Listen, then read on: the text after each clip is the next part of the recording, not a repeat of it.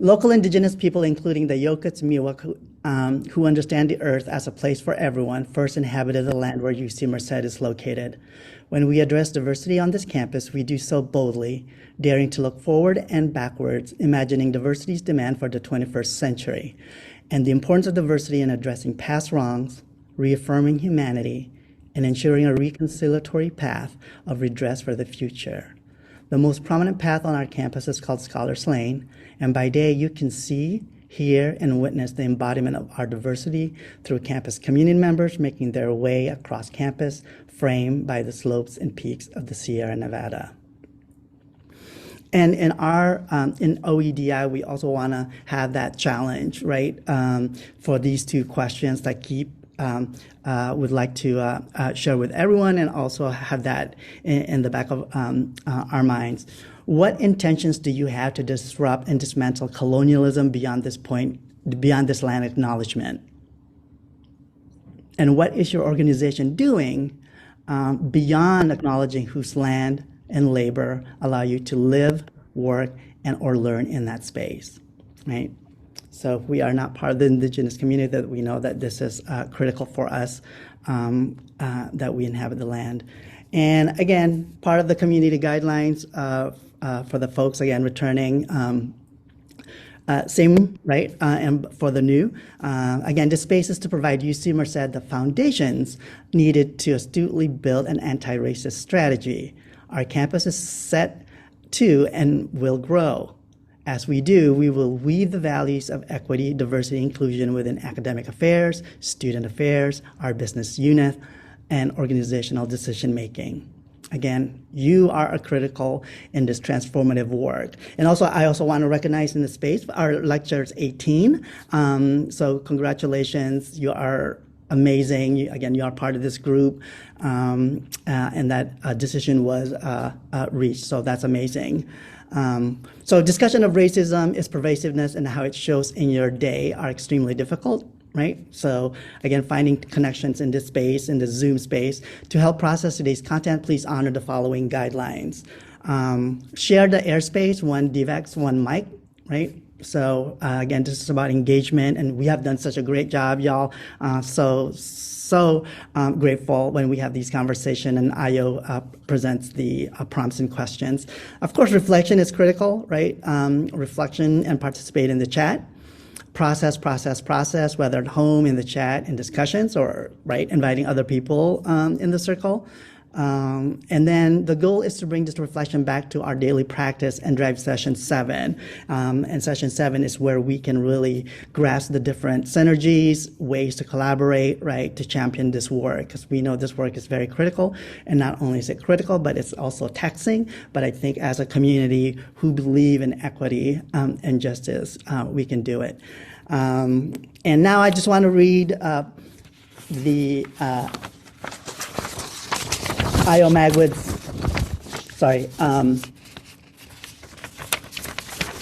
bio, right? If I can get my burr. Yeah, right. All right, Ayo Magwood's bio, it's Uprooting Inequity LLC. It's an educational consultant specializing in depth evidence-based education on history, economic, sociology, cognitive psychology of structural racism. She also equips institutions with the tools and strategies to foster more productive conversation about racism using her perspective consciousness approach. Her pro-equity model is a K-12 instruction approach for teaching an inclusive and critical, honest curriculum that also fosters perspective consciousness, civic skills and dispositions, and a shared we identity. Ayo has over 10 years of classroom experience in both majority low-income Black Latino charter schools and a majority high-income white private schools. Ayo has a BA in economics, International Relations from Brown University, and a Master of Science in Applied Economics from Cornell University. And without further ado, I pass it to Ayo. Welcome. Thank you. So this is seminar 6 in our series of 7.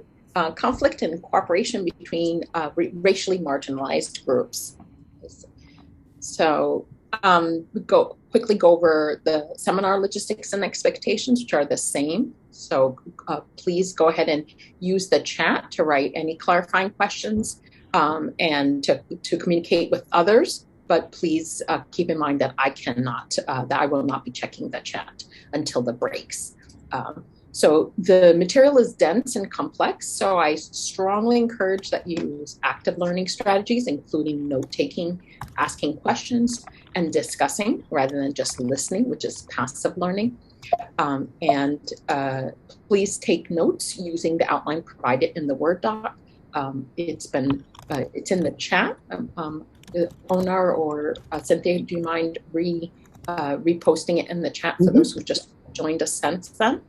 And you just download it as a Word doc, and it has the outline, which makes it easier to put your notes in there. Please share your thoughts in the chat when I request at the end of the presentation. So just giving you a heads up, I'm going to be asking everybody to share in the chat. We do that before we open it up to verbal discussion. That allows us to hear all the voices in the rooms. We're going to have 4 or 5 2-minute brain breaks. You can either take 30 seconds to part of the time to rest your brain and part of the time to look over your notes, or you could choose to take the entire time just to rest your brain. So this is in case you haven't seen it in the chat, you can also get the notes from the website. Okay. So again, remember that you only remember about 10%, 10% of what you read, 20%, 10% what you read, yes, 20% what you hear. But when you're actively writing notes, it really helps you process the material, it helps you understand it better, and it helps you retain it better. So this is just yet another plug for you to use the notes, okay? So this is again 6 in the series. First, we looked at the origins of race and racism, focusing mostly on the social construction of Black and white races in the colonial period. Then we looked at the historical reproduction of anti-Black racism over time. And then we looked at present-day structural racism as well as its roots in that history. And we also did a presentation on the history of Latinx racialization, a seminar on the history of Asian American racialization. And today we're doing conflict and cooperation between racially marginalized groups.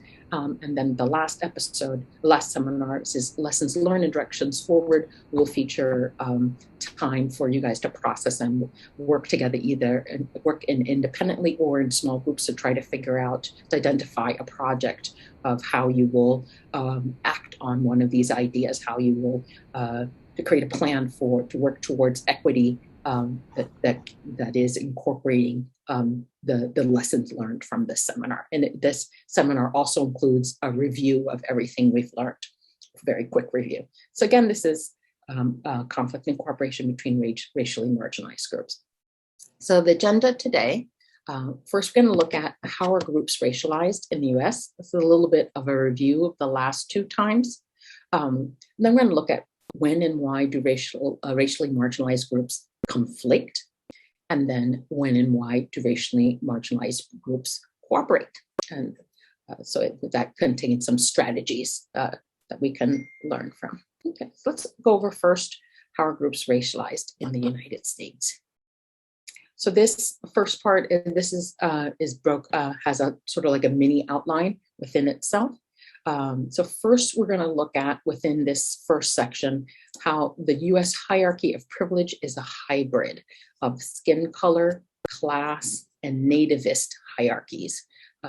Some people call this intersectionality. So then we'll look at how the racial groupings of white, Asian, and Latino are misleading. Members of these groups are often racialized differently depending on their skin color and class. It's not just one group. It's a lot of diversity within there.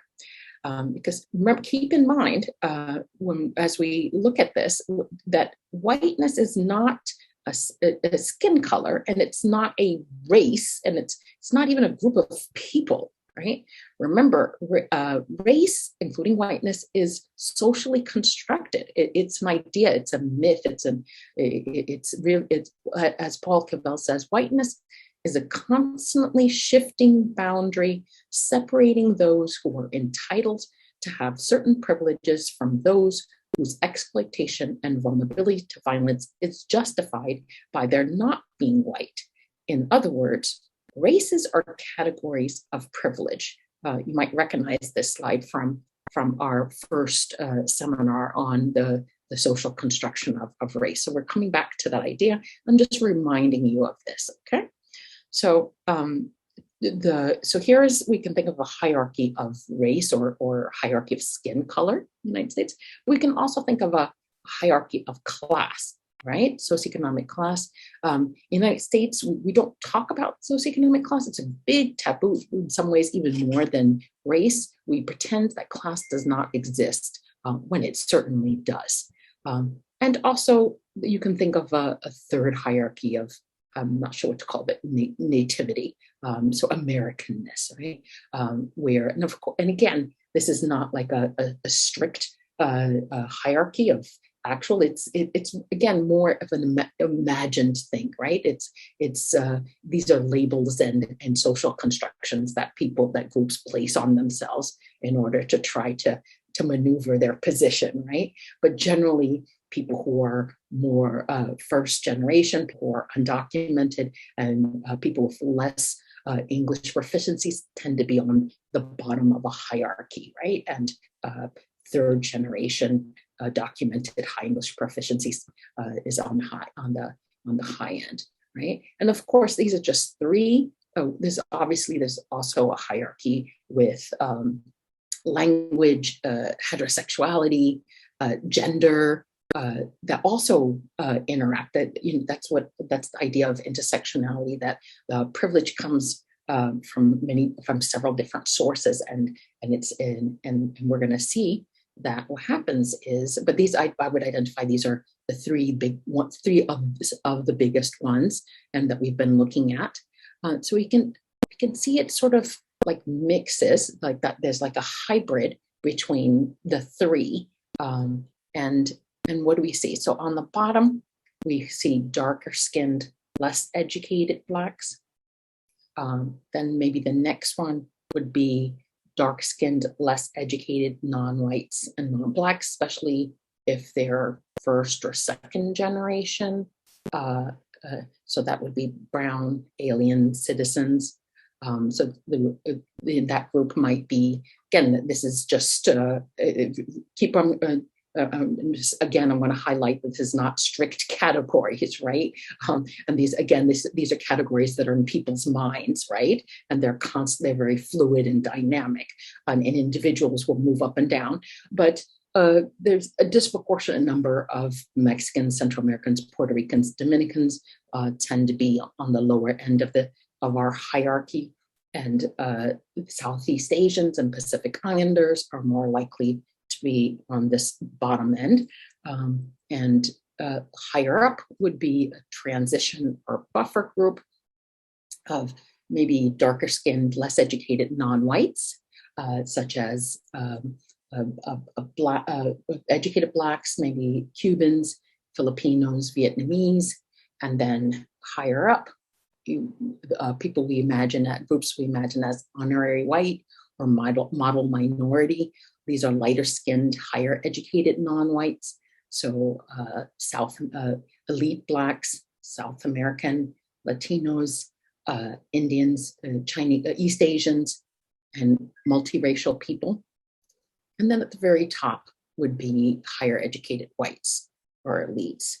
So remember, I'm just going to go back and repeat it again. Since it's a little bit of a new idea, a little repetition wouldn't mind. So I'm going to go back and show you. So again, you see we have the three hierarchies, and the idea of intersectionality is that you may have more or less privilege. You may be higher or lower on each of the hierarchies, right? And again, these are only three of several hierarchies, right? But then, so our our conception of race is really, what I'm trying to argue is that our conception, when we racialize a group, it's not purely based on skin color, that class and nativity is sort of mixed in with that.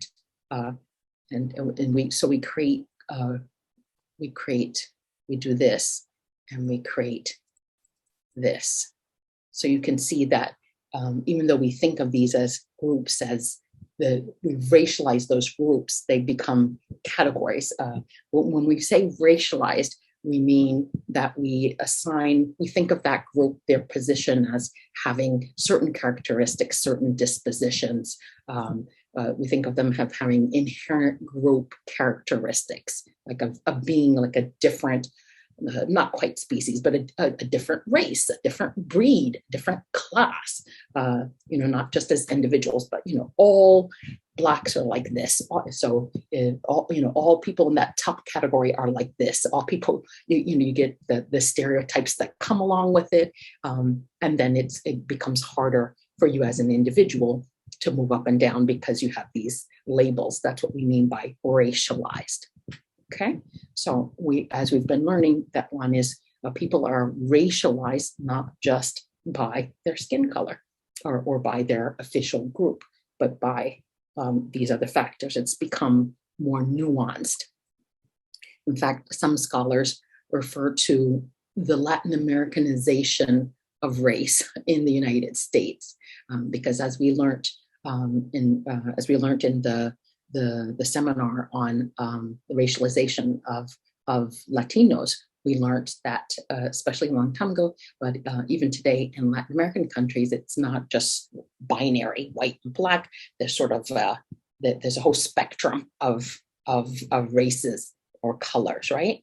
So in the United States, we seem to be going in that direction as well. So it's no longer just Black and white. There seems to be sort of like gradations, more gradations, and the gradations aren't based purely, just like in Latin America also, the gradations aren't based purely on skin color. It is class, and also nativity is sort of factored in. And same thing in Latin America. In Latin America, often class is calculated. I can't remember if I told you this story, but when I went to Colombia many years ago, I was studying there, so I had to get a residency card. And in the residency card, they had my skin color, and my skin color was listed as trigueña. So trigueña is wheat colored. It's pretty light skinned. In no universe am I trigueña, but it's because my class and my Americanness was factored in to my race or color. So you can see the same thing happening in the United States. So I want to talk a little bit more about the how Latinos and Asians are, how the different races or groups or categories are calculated. So we can think of colorism or racial bias, and structural inequity, and social status as sort of all affecting each other. Okay, so for instance, if you are lighter skinned or darker skinned in both United States and in Latin America, and a little bit less so, but in some parts of Asia as well, colorism and structural inequity and your status tend to be correlated, right? So if your family or your ancestors were lighter skinned, you're less likely to experience structural inequity, and vice versa, right? And then you're more likely to have higher or lower status. So let's say darker skinned people. Okay, if you are darker skinned, then your colorism and the structural inequity that you're likely to experience is going to contribute to you having a lower societal status, right? And also your lower societal status will mean that you have to live in areas where you will experience structural inequity, because as we've learned, structural inequity is very much specific to an area, right? If you live in a low income area, you have less access to opportunity. even in most countries. But also what's interesting is if you have lower societal status, what we see over and over again in history is that if you have lower societal status, people start to racialize you based on that status. They start to say, well, if you're people who are in these jobs, for example, Latinos, they're in these construction jobs and they're or doing yard work, so they start to be seen as inferior, right? So that feeds the colorism and the bias, the stereotypes. Like your position starts to, people attribute your struggles and your position are attributed to negative inherent dispositions. Okay, so it's like a vicious cycle. So because of colorism, because of structural inequity, you have a lower societal status, but when other groups see you in that lower societal status, they don't see the factors that are contributing to you to being in that position. Instead, they say, people, if you're in that position, you must be lazy, you must be inferior. So you see that, for instance, with low-income Blacks, they must be lazy. Undocumented Latinos, they must be lazy or they must be inferior. So it's a vicious cycle. And then for lighter-skinned people, it's the opposite. So the colorism and the structural inequity, they have privilege, light-skinned privilege, so they're more likely to have higher societal status. That higher societal status allows them to live in neighborhoods where they have more access to opportunity, and so they benefit from structurally, but also because they're in that higher societal status, then other groups see them, oh, they must be superior people, and they get a better reputation. So their success is attributed to positive inherent dispositions. These people are hardworking. These people are superior. These people are intelligent. They must be because they're in the high positions. This is called a virtuous circle. The opposite is a vicious circle.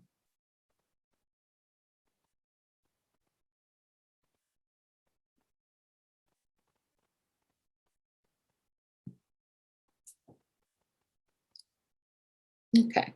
Now, this tends to happen, like I said, in many countries of origin for Latinos, especially, but also for some Asians, for example, in the Philippines, right?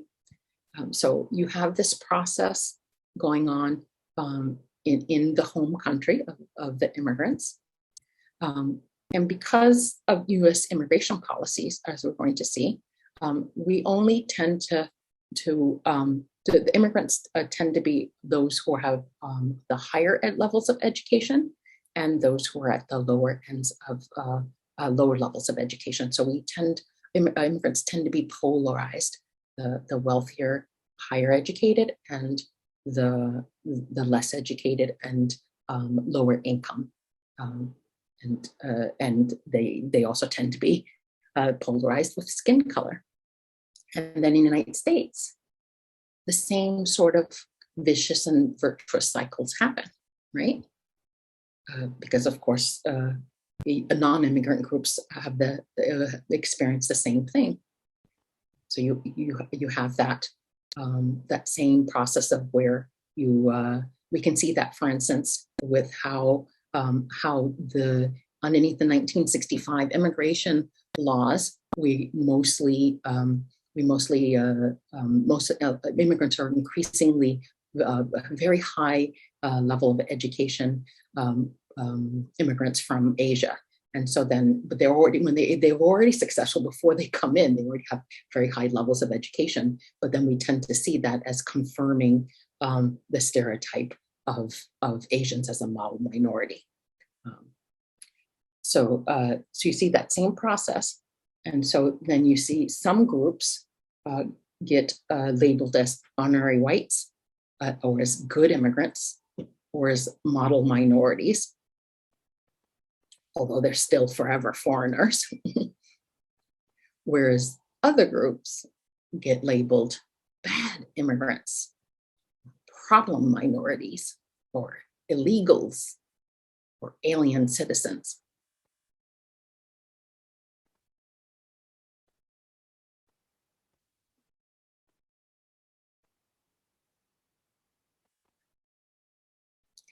So I'm going to go over some of those points, okay? So like I said, immigrants tend to be polarized, the least educated and the most educated of their country of origin. So for example, this is data on recent arrivals to the United States. So within 3 years of their arriving. So you can see that there's a higher, that recent arrivals are more likely to not have finished high school than Americans, okay?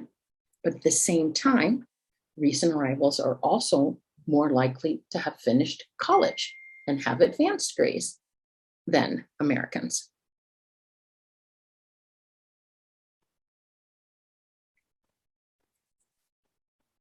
Okay, so polarized immigrants are more likely to be less educated or more educated, more polarized. That's and also the next thing I talked about was the impact of U.S. immigration policies, right? So again, that is a second process that that leads to immigrants being more highly educated or polarized into more highly educated and lower educated. And because of colorism in the countries of origin, we know that they're often correlated with skin color, right? So among Asian immigrants, on one hand, one group of immigrants that we have are skill-based and also their family. So to get a skill-based visa, you have to show that you're highly educated and that you have a skill that American workers can't provide or that there's a demand for that Americans can't meet. So we're talking about very highly educated, and they're allowed to bring their family. So they tend to be among the highest educated. They're not the average. They do not have the average level of education of their country, right? They have left the less educated people behind. So we're sort of skimming the most highly most highly educated. In fact, it's a type of economists call it a brain drain. The United States drains other countries of their most highly educated people. And then on the other hand, we also disproportionately take lower income immigrants. With Asians, most of these are political refugees. The reason why it's because we don't allow people with basically economic immigrants. We don't allow them legally, and we were just geographically very far from Asia, so we don't have that many undocumented economic immigrants. Within Latino immigrants, we have on one hand, again, the skill-based immigrants and their family members, often from South America. And on the other hand, we have a lot of undocumented economic immigrants and also political refugees or from Central America. So again, that's a second reason why immigrants tend to be polarized. We can see that we saw this data last time. So this is the share of foreign-born Asians with a college degree. So first generation, okay? So you see that there's many who have a higher economic level, and then there's a group with lower educational level. You can see that very much the two polarized ends, and you can see that the ones with the lower educational levels are disproportionately refugees and asylum seekers.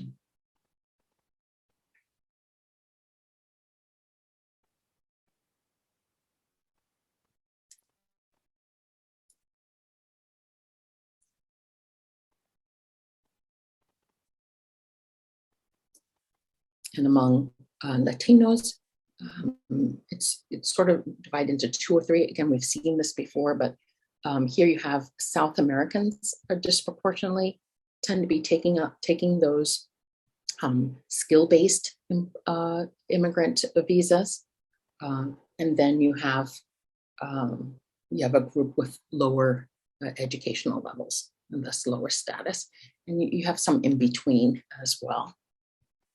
It's, the polarization is less clear here.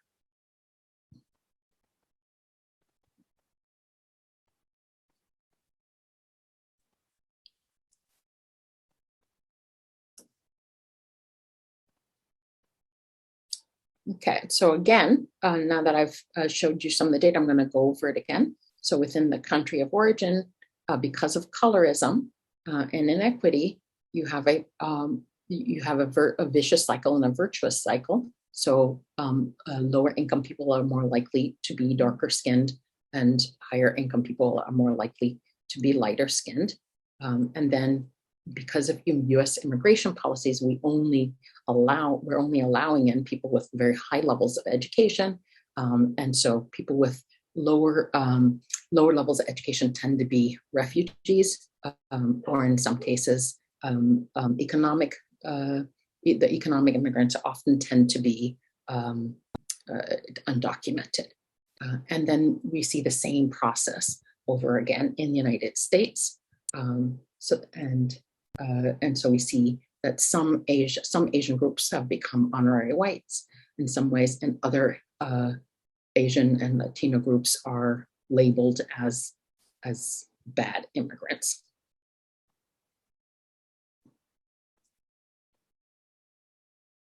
And so now we understand this racialization a little bit better, okay?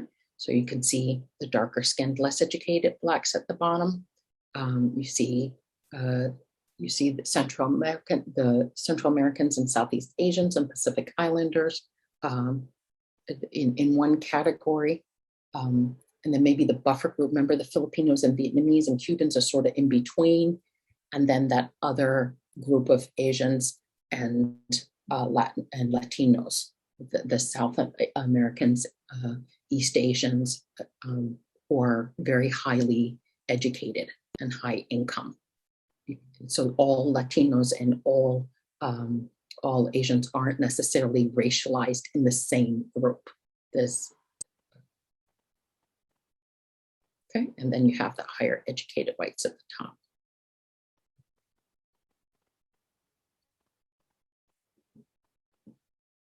Now there's a missing spot there, right?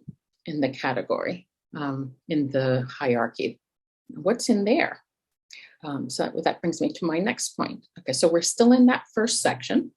So we have covered that we're looking at, first we went over that the US hierarchy of privilege is a hybrid, actually, of skin color, class, and nativist hierarchies.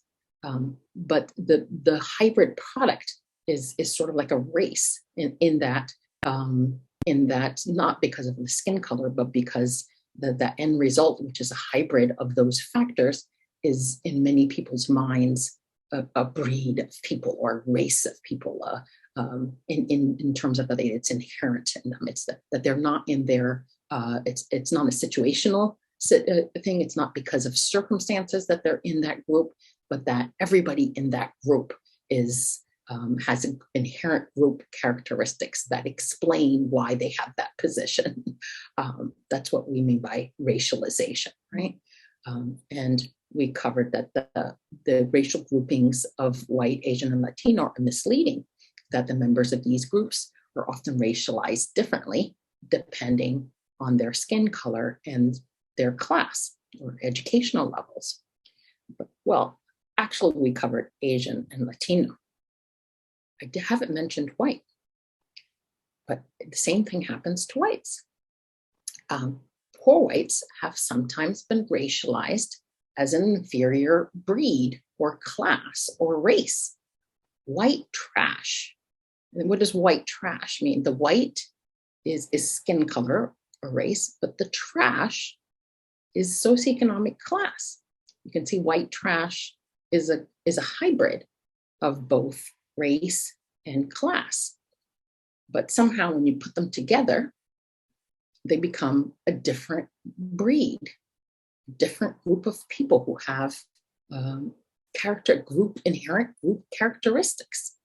And again, this may sound weird to you, right? Because how can a different whites be a different type of white, right? But remember, whiteness is not a race, right? It's so hard for us to remember that, but whiteness is not, it's not a skin color. There's no such thing as a race, right? Whiteness is a category of privilege. And we know in our society, privilege doesn't come just from skin color, but it also comes from class. So it is very possible for poor whites to be not quite white. They're sort of off-white, type of honorary white, depending on the time and the place. So poor whites have sometimes, over history, been racialized as an inferior breed, which is, so this is from historian Neil Foley, The White Scourge.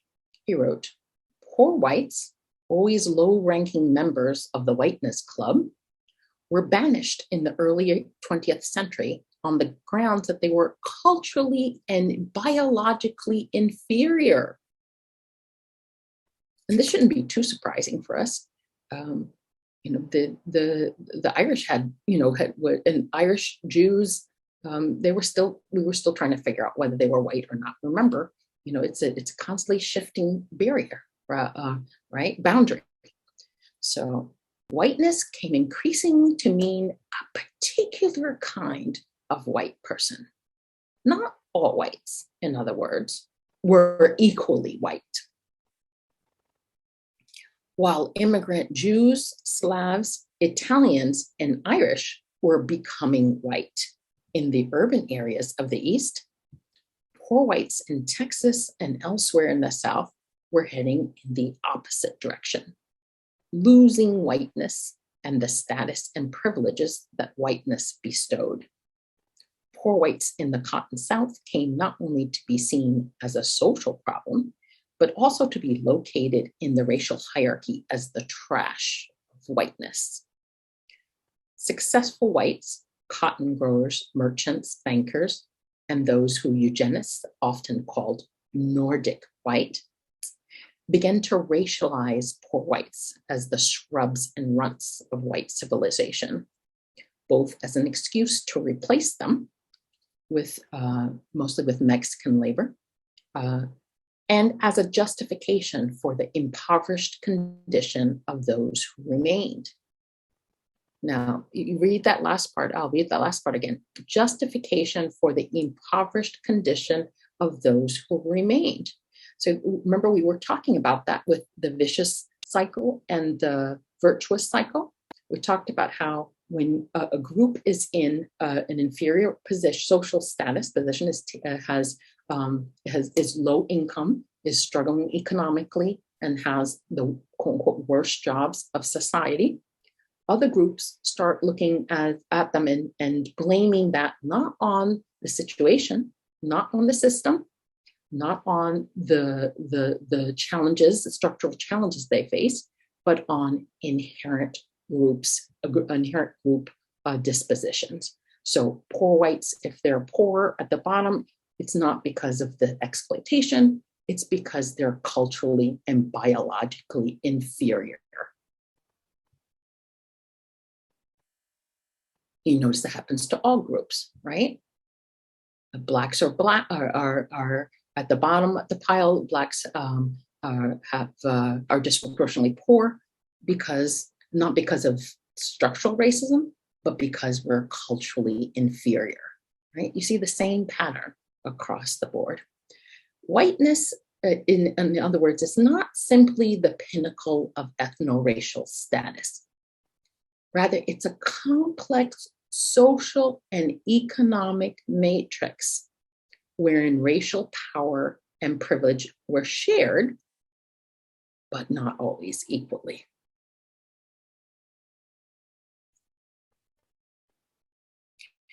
So I think we know what's in that middle there. That's the non-elite whites, the poor whites, say, or lesser educated whites. And you could argue with me exactly where they are on the status in the racial hierarchy. They could be maybe higher than, we could easily argue, depending on the time and place, that they're higher up than that transition buffer group, the group right above them, educated Blacks, Cubans, Filipinos, Vietnamese. We could, I'm not clear on which one should be higher up, but I would argue that many elite whites, especially in the Northeast, now consider successful Asians, successful South Americans, even successful multiracial people, and even very successful Blacks as superior in many ways to poor whites. They're being racialized as they have been in different parts of our history.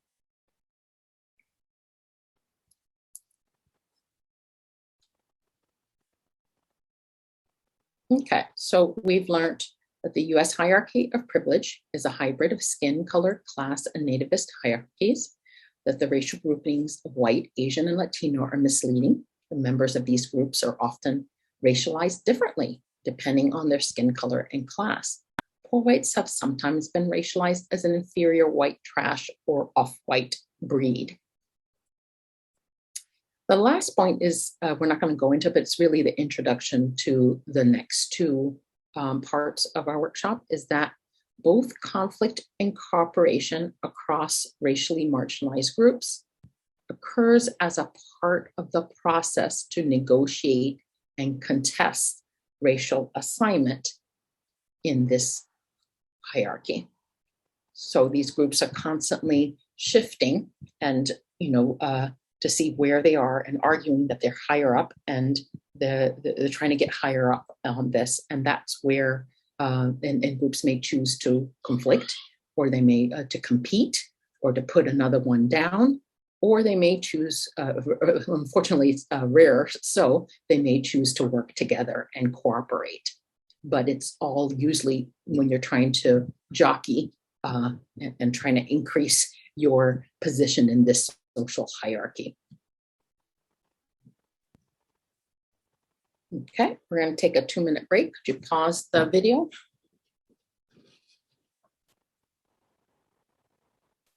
Okay, so that was our review of how groups racialized, and the bottom line is that that most conflict and cooperation comes out of the efforts of groups to negotiate and contest and to try to increase their position on that racial hierarchy.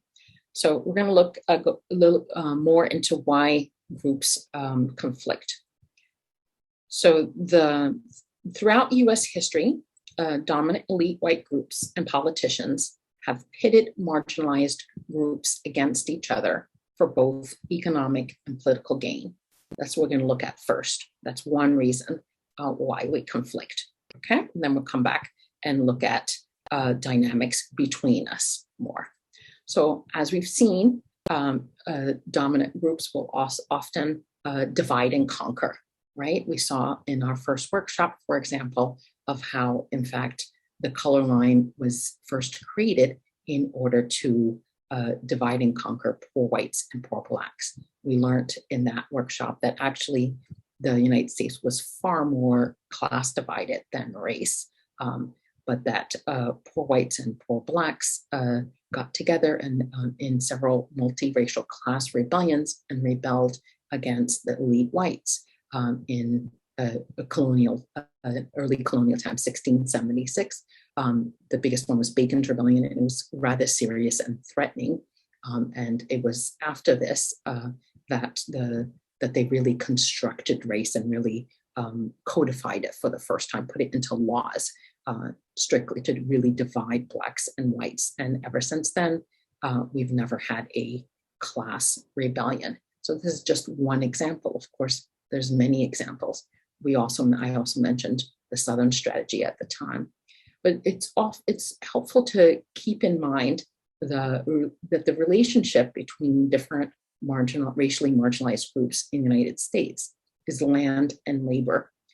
Historian Seth Rockman spoke about this in a journal article called "Liberty is Land and Slaves, the Great Contradiction." He wrote, "It was not just a coincidence that some people in the 19th century America had liberty while others did not. Rather, some people's liberty depended upon the denial of liberty to others. The liberty that offered prosperity to Southern white men required expansive oppression, the violent appropriation of millions of acres of frontier land from the Native American people who possessed them, and the violent enslavement of millions of African Americans whose labor would transform these lands into profitable plantations. Liberty for some was made possible by oppression for others." But you notice what he's pointing out is that different minority groups provided the two factors in that made the United States so economically profitable and continue to: land and labor. So the United States was extremely profitable and experienced fantastic economic growth, not only because white pioneers were so industrious and entrepreneurial. You can't discount the fact that they had free land, tons and tons of free land, and tons of free labor, right? So that's why he says liberty is land and slaves. So land and labor. So if you study a business, then you know that the sort of three factors: there's land, labor, and capital, right? So, but it's very helpful if you have free or almost free land and labor. And in pretty much every other minority group has joined as a different source of labor over time, right? Because once we had the land, then it was each group, Mexicans, Chinese, were all different forms of labor. And in many ways, much of our history has been of racialized groups have been how a result of how the dominant groups, the ones with the capital, right, the business owners, are jockeying different sources of labor to try to decrease the cost of labor, and not just to get cheaper labor, but to get more controllable, more manageable, more pliable labor. You know, if this group becomes too strong, has too many rights, gets too uppity, then we need a different source of labor.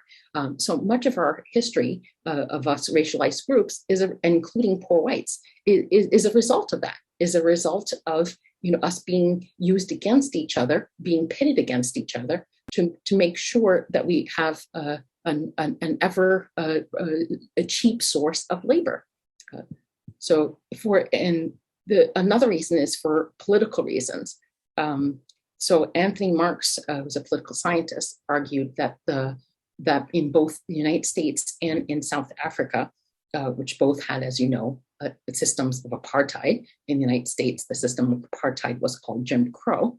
But he argued that the reason why in both these countries that we went an extra step and actually codified that racism, we actually put it into law. We actually put it into a system of official racial classification and official racial segregation. We're pretty much the only two countries that went to those lengths where it's not just individual bias and prejudice, but it's actually the entire state who is actually codifying that into laws. And what he identifies is the reason why in both, we did that in the United States and in South Africa, was to unify whites.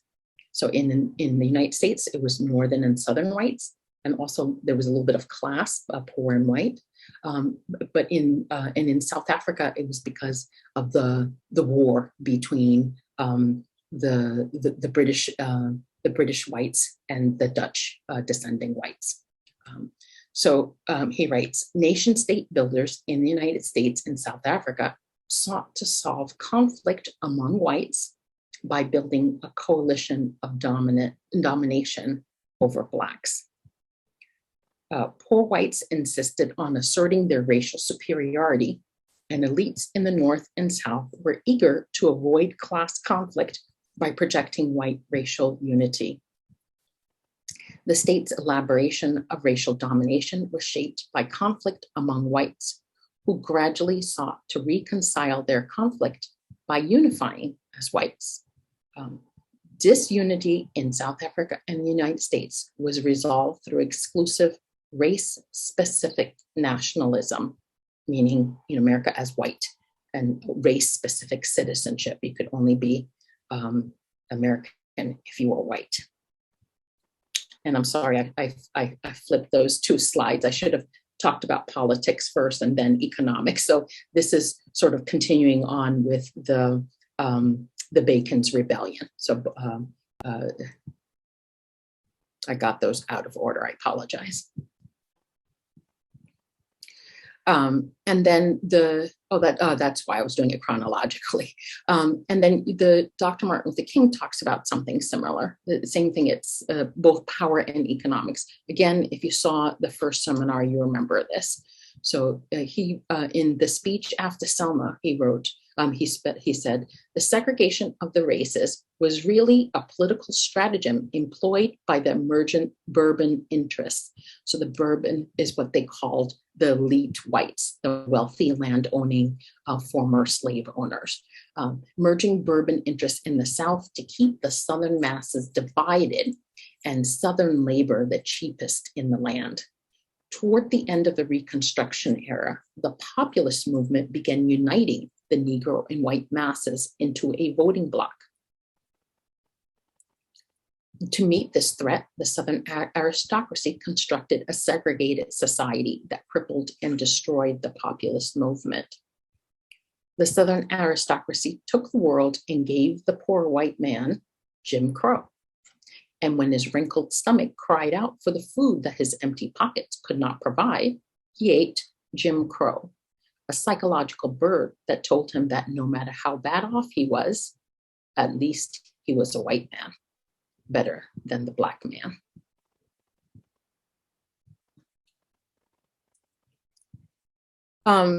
This is a little bit of an aside because this is not the United States, but I think it's a very powerful example of this. So I'm going to go ahead and show it. So after Britain abolished slavery in 1833, British colonists around the world, including in the Caribbean, so it overlaps with the United States, replaced enslaved people from Africa with indentured laborers from Asia, mostly India and China. The pejorative term, the insult used for them, was coolie labor. This is a racial pejorative and should not be repeated. Here is a graph showing the annual average slave and indentured labor imports into the Caribbean. So the black columns in the earlier years are enslaved, but peoples from Africa. The hashtag columns are indentured, these quote unquote indentured laborers from Asia, mostly India and China. You can see that that once we get rid of slavery, we still need people to provide free labor or almost free labor, right? And so they were just replaced very easily. So there's where British abolished slavery in 1833, very clear cut. So again, you can see how racialized groups are pitted against each other for both political and economic reasons.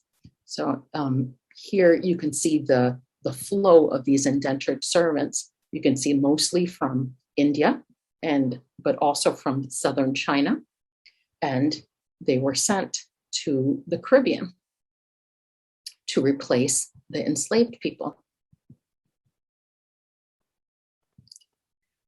Here you can see a little bit close up, and that is why, by the way, you have people of Indian descent in, for example, in Trinidad and Suriname, and also of Chinese descent, and in Latin America, in Peru. That is one of the reasons why you have people of Indian and Chinese heritage in South America and the Caribbean. Some of them are descended from this. And we're talking about very big numbers here. So especially from India. And I'm not going to go into details with this because, again, it's not strictly the United States, but the graphs are here if you want to come back and look at them yourself, okay, when you're looking at the PDF. And briefly, this is the conditions that they lived in. Oftentimes, in fact, they were housed in the very same houses that the enslaved Africans had abandoned. Once that was prohibited, they housed them in the same place, often the exact same conditions they worked under.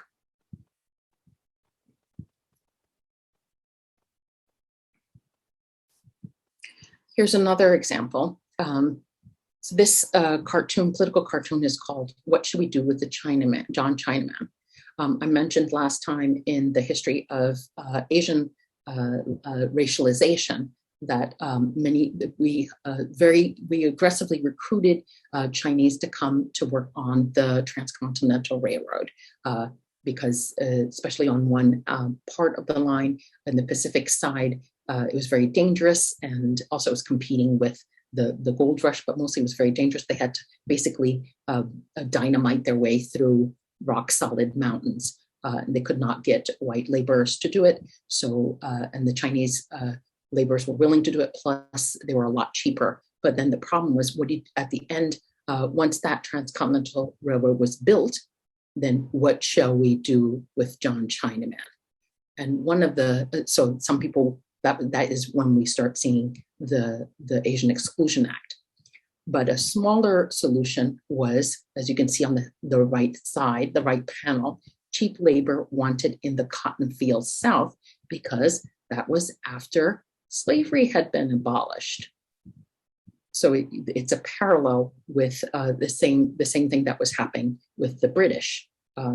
So in the same way that Chinese and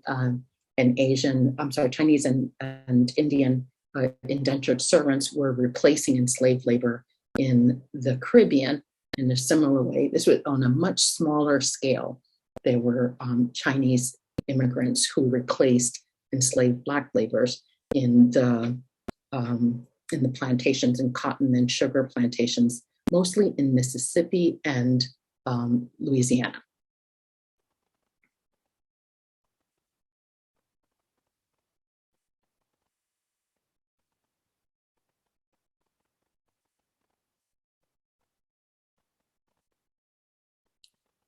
Okay, we're going to take another 2-minute break, and I have found my phone so I can time. Please pause the recording. So our question for this second section is, when and why do racially marginalized groups conflict? So far we've learned that one reason is that throughout US history, dominant elite white groups and politicians have pitted marginalized groups against each other for both economic and political gain. There's many other examples, I just gave some, right? Next, we're going to see how dominant groups elevate the relative success of model minority groups to delegitimize claims of systemic racism, promote the idea of a colorblind meritocracy, and to buffer themselves from the anger and frustration of other racially marginalized groups. And then some honorary white or model minority groups engage in such racism as part of their efforts to prove their whiteness by demonstrating that they are the good or almost white minority or immigrants who are above the color line, and the other groups are the bad minorities or immigrants below the color line. And some non-honorary white groups lash out at the model minority and honorary white groups out of frustration and resentment. In other words, they scapegoat that model minority. Instead of lashing back at the elite whites, they scapegoat the model minority groups. And they also do it to reassert their dominance over those groups. Again, there's that jockeying for position, right? So both groups are jockeying for that position. And okay, so that's what we're going to look at next, okay? So we already went over a little bit of how Asians became the model minorities or honorary whites. We're going to go into a little bit more detail. But I want to emphasize that this is just one of many examples of this happening over time. Jews were in this position before Asians were. And as we saw, Irish were too, right? In fact, and you can even think of poor whites as also being honorary white, or just barely, the kind of off-white being that buffer group. Okay, so as I read this example of Asian Americans, think also about these other groups. Remember that this is just one example. Okay, but it's also interesting to learn the specifics about it. Between 1940 and this is 2 slides. Between 1940 and 1970, something remarkable happened to Asian Americans.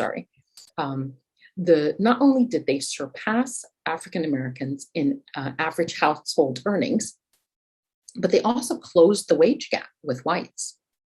Many people credit this upward mobility to investments in education.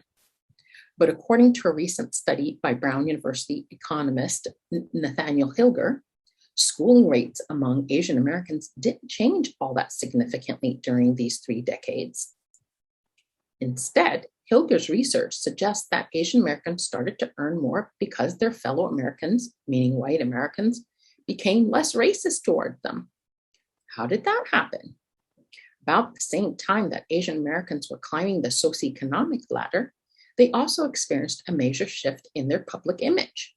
At the outset of the 20th century, Asian Americans had often been portrayed as threatening, exotic, and degenerate. We saw some of those political cartoons last time.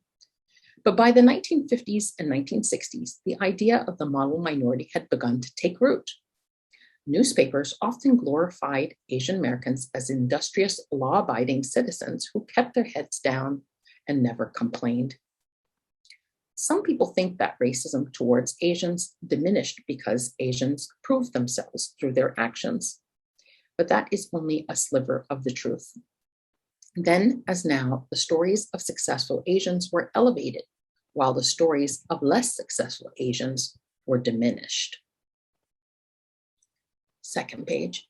It's interesting to compare the efforts of the Chinatown leaders to the parallel efforts of leaders in the African American civil rights movement, who also emphasized respectability, who wore their Sunday best on these marches where they were hosed down and attacked by dogs. What's stunning to me is the contrast. And I forgot to put the quotation marks, but these are not my words. These are from Ellen Wu, The Color of Success, and this is from an interview of her and her book, The Color of Success, in the Washington Post. What's stunning to me is the contrast. One group's story is amplified, and the other's is, well, almost denied. These stories were ideologically useful.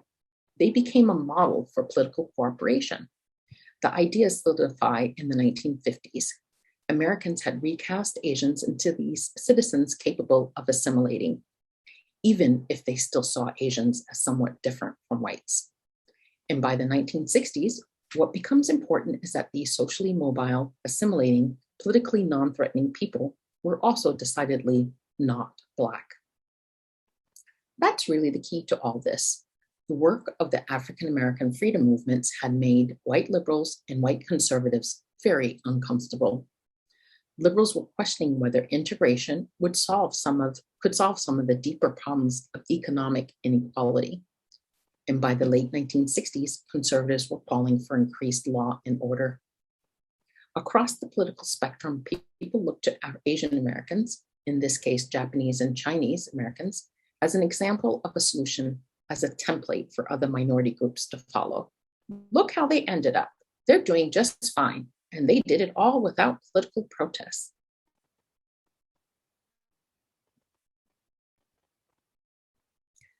So several articles have highlighted the role of media, of what images get highlighted and repeated, and which ones are ignored or downplayed. So do these images of Blacks get highlighted? Do these images of Asians get highlighted? Or do these images get highlighted.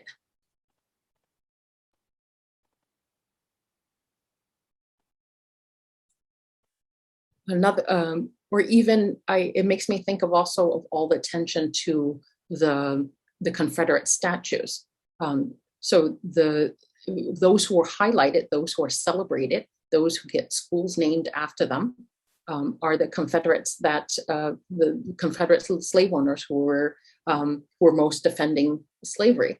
But you notice that we do not see any monuments or schools or statues about the white Southern Unionists, Southern whites who were so against slavery that they thought they supported the Union. Both of these images are representing these people. Why isn't there more attention to the white abolitionists, to the white allies?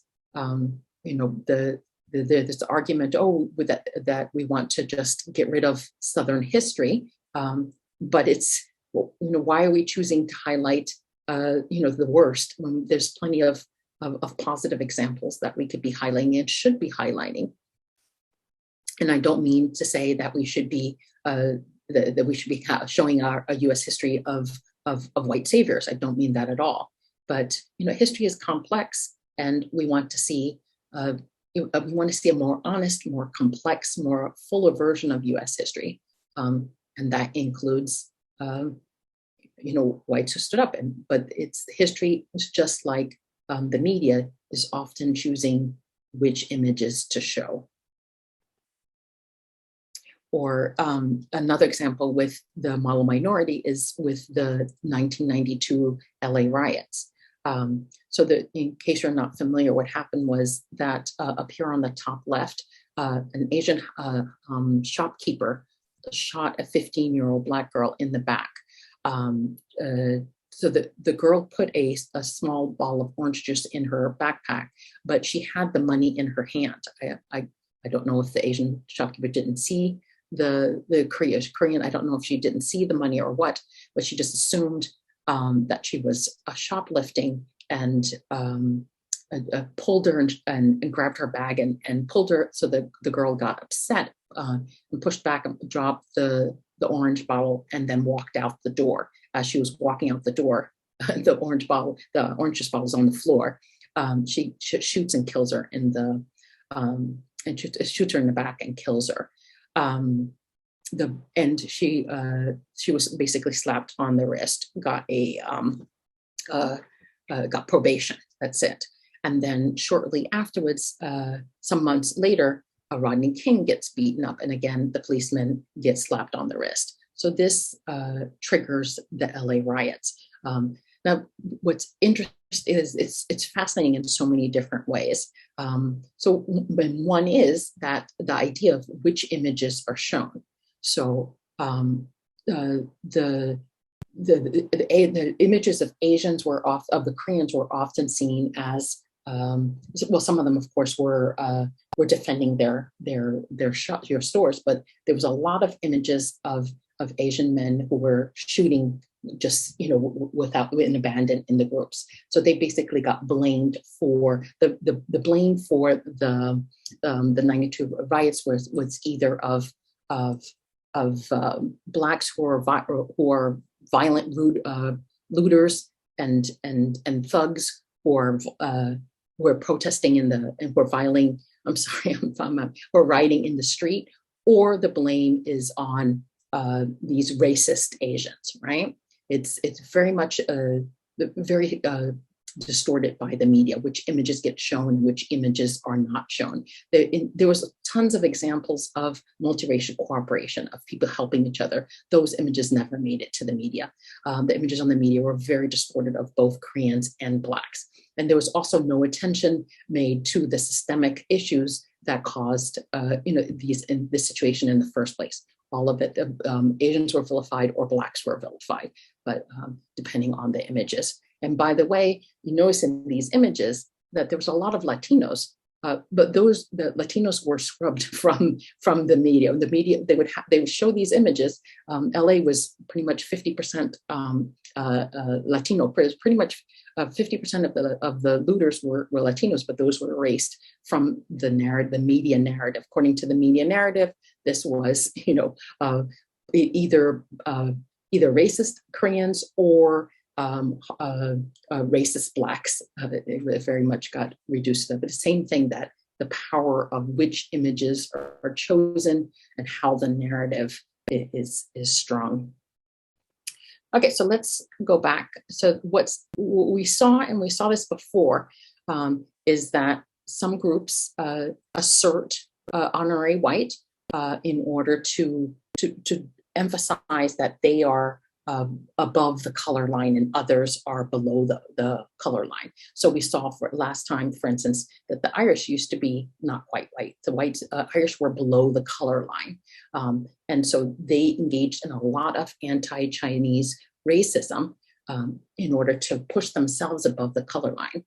And because how do you prove that you're above the color line? You have to prove that you are superior and that the group right underneath you is inferior.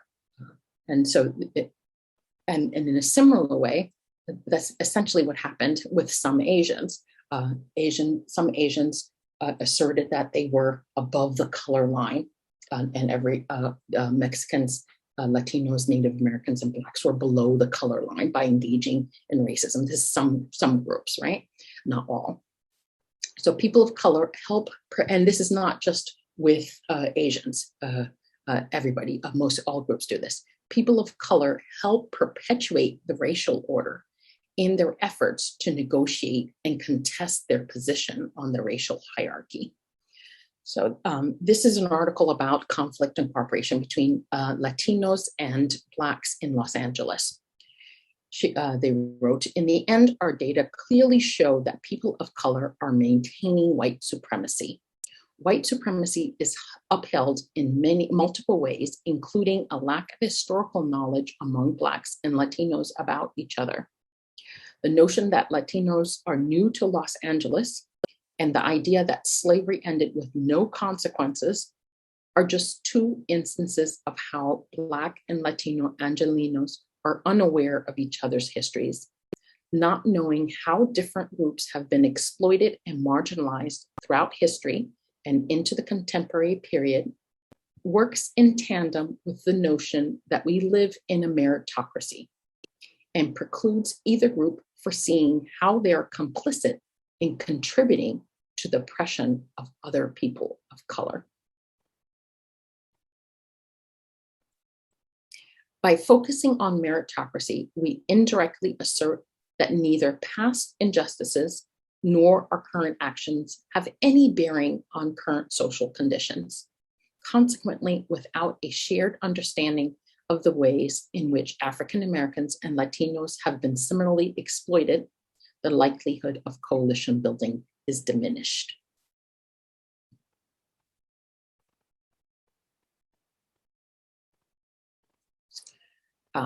So in other words, so maybe it's not just Asians, but rather all lighter-skinned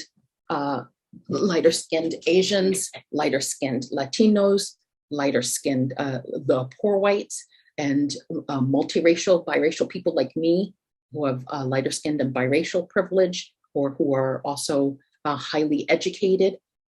All of us, in a way, are doing the same thing. We have to maintain our higher level on the racial privilege, and we need to prove that we are above the color line by emphasizing that other groups are below that color line. And this is pretty common. We see this for other identity as well. We can see this with gender and masculinity and homophobia. So I'm going to show as an example. So institutional homophobia is, by many social scientists would identify that it's the most intense in high school. And this is not a coincidence, but high school is when young people are trying to developmentally they're developing their identities, they're asserting their identity, and they're being assigned their identity, their gender identity, and also their heterosexual or homosexual identity. So, and so there's a lot in same thing in that jockeying for position on the gender and sexuality hierarchy, then they have to go through that, often go through that same process. So we can think of the act like a man box. So within this box, this identity box is these, again, it's the same thing, being male or masculine. It's a social construction, right? It's a complete social construction, but we construct it in the United States as that a man is physically dominant or violent, that they're physically tall, strong, and athletic, that they're violent when provoked, that they're socially dominant, they're aggressive, bullies and catcalls, sexually dominant, heterosexual, and they view women as conquests or objects and have a lot of casual sex, and they suppress emotions and don't show emotions or ask for help or cry. So how does a young man assert their position inside the act like a man box, right? They need to prove that they're a real man, that they're masculine, that they're heterosexual. So you have to prove that you're not outside the box, okay? Because there's three ways you could be outside the box. You could either be a loser or a wimp.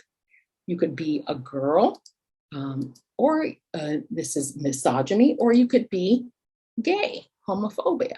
So what you do is, it's not a coincidence that oftentimes the young men who are the most homophobic and the most misogynistic are those for whom their masculine identity is vulnerable for one reason or another.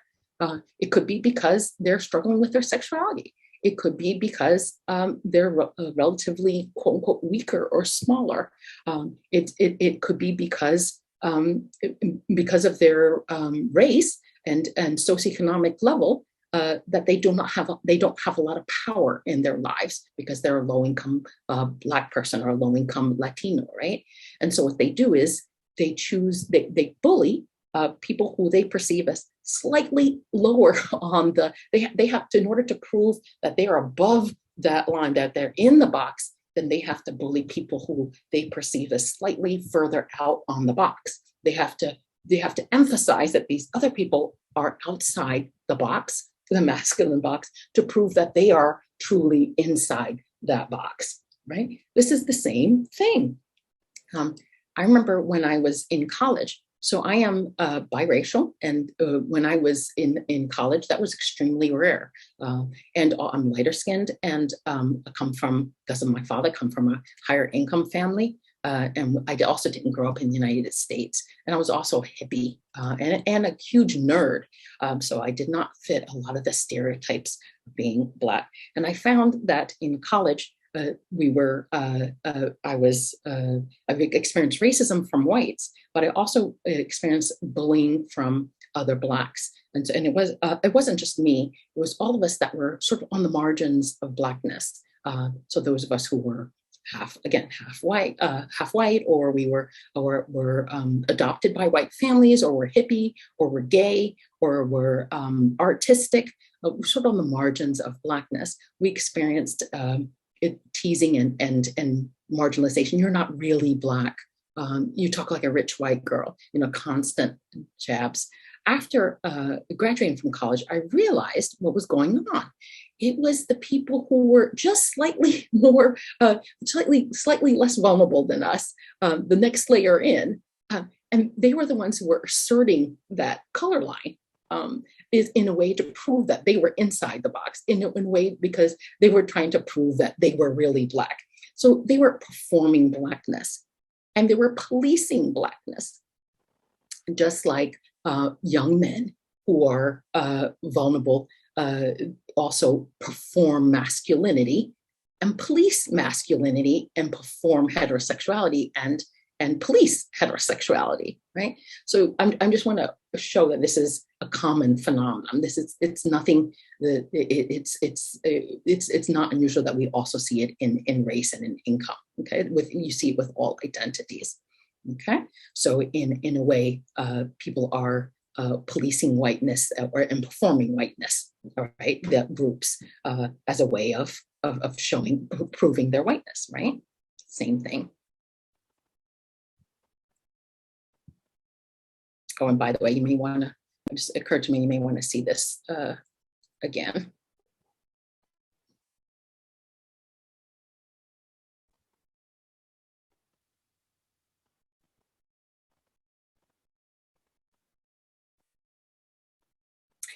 Okay, so that, I think that gives us a little bit more insight into the same way that racial groups do it. So as we saw, this is why people of color, that's why we perpetuate this racial order in order to sort of improve our situation. Okay, so I'm going to take another 2-minute break. Great. Return the. Yep, recording is on, Ayo. You're good. So we are still learning why do racially marginalized groups conflict. First, we already learned that throughout US history, dominant elite white groups and politicians have pitted marginalized groups against each other for both economic and political gains.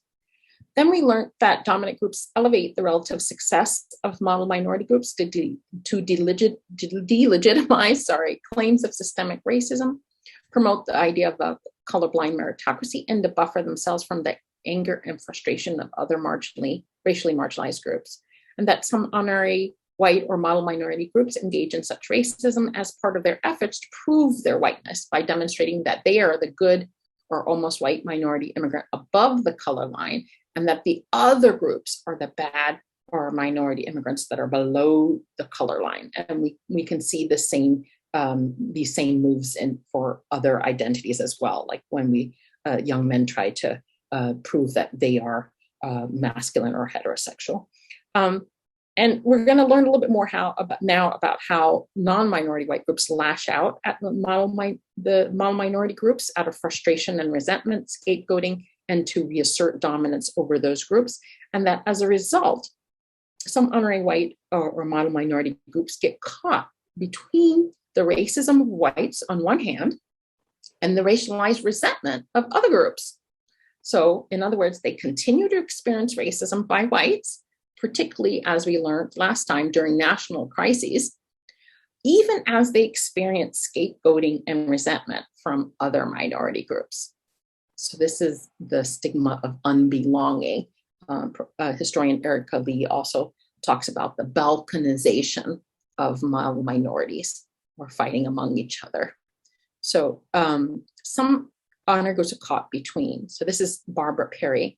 To the extent that Asian Americans are seen to enact the role of model minority, they are met with the hostility of Blacks who do not fare well in the implied comparison. Consequently, Asians become caught between the racism of whites and the racialized resentment of Blacks. The model minority myth plays a key role in establishing a racial hierarchy which denies the oppression of Asian Americans while simultaneously legitimizing the oppression of other racial minorities and even poor whites. We're going to go back to the example of the Koreans in the 1992 LA riots. Okay, so while a state of emergency was soon declared throughout the city, and California Governor Pete Wilson called in more than 23,000 law enforcement officers and National Guard troops, Korean immigrants were completely denied any protection from looting, arson, and other types of mob violence. Koreatown was basically destroyed. Law enforcement's main focus was to geographically constrain this violence from moving into the more affluent white suburbs of Los Angeles. Instead of responding to Korean shop owners' calls for help, the police and military attempted to concentrate the violent crimes within the already destroyed Koreatown. In other words, the system intentionally sacrificed Korean immigrants to ensure the safety of the rich white communities. Throughout the violent events in Koreatown and other parts of South and Central Los Angeles, mainstream mass media sensationalized the violent clashes between Koreans and Blacks, showing over and over again armed Koreans shooting towards the mostly Black looters. and did not focus on the real causes of the LA uprising, what Koreans call the Saigu, police brutality, and the institutional and systematic racism in the United States. Liberals demonized Korean immigrants as racist vigilantes, as if they were the primary instigators of racism against Blacks. Redirecting Black Americans' anger and frustration towards Korean immigrants worked well to distract Americans' attention from the root causes of the riots. Korean immigrants were scapegoated and deemed to be responsible for the pains of the neighborhood and deserving of blame. This misdirection of justice implied that there was nothing wrong with the system itself, but rather either the racist Korean immigrants or violent and lawless Black Americans that were the problem. Journalists and pundits predictably attributed the purported conflict to a clash of cultures, which was the easiest way to shift the blame to the victims and not hold the systems of oppressive racism responsible. The LA uprising, or Saigu, revealed that their efforts to assimilate into the mainstream society would not protect Korean immigrants when they desperately needed it. They were not only ignored by the legal and social apparatus of the white majority, but also alienated from other Asian immigrants who feared retaliation from the protesters. This is their stigma of unbelonging. Koreans were abandoned by the white system while being attacked by other racial and ethnic minorities.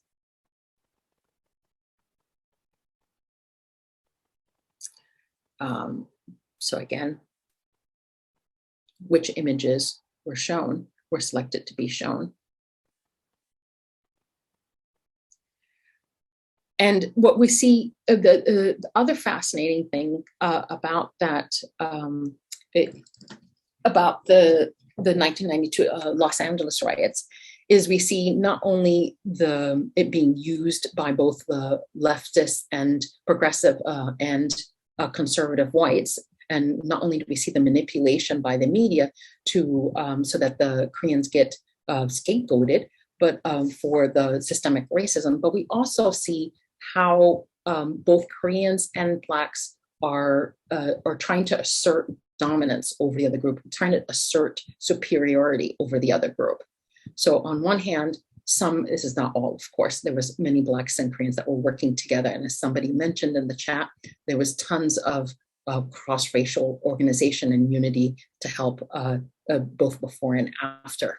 But we can also see how, on one hand, Asians are using their higher superior level of class and educational level to sort of prove that they are superior on that hierarchy, while Blacks use their superior level of nativity, right? So they use the fact that Koreans or Asians are not really American, that they don't know English, that they don't have high English proficiency. So they use that to prove that Blacks are superior on that racial hierarchy, even as Koreans are using class or culture to prove, quote unquote, prove that no, it's actually them that's superior on that link. Because as we've seen, that the end product hierarchy is a product of skin color, class, and nativity. And you see that when different groups are negotiating among each other, they'll try to use the element that they have more of. So both Blacks and Koreans asserted superior Americanness, or in a way, whiteness, to negotiate or contest their racial position. In her article on the Black-Korean conflict, Chung highlighted the role of political discourse centered on the perceptions of foreignness and strangeness between minorities. Both Korean Americans and Black Americans intentionally used this narrative to claim their superiority over each other and through other groups. This claim of superiority is justified if a minority group has proven that they are more American than the other minority group. The proximity to so-called true Americanness, which is completely mythological, of course, allows the group to assert its master status over the other group, which in turn gives it better access to the limited political and socioeconomic resources available to minorities, as well as the recognition and protection from the societal system. So it's a great example. Ijima confirms that the question of who is more American and who is more Native. So in other ways, it's almost a term of who is more white, right? Existed between Black Americans and Korean immigrants during the LA uprising or Saigu.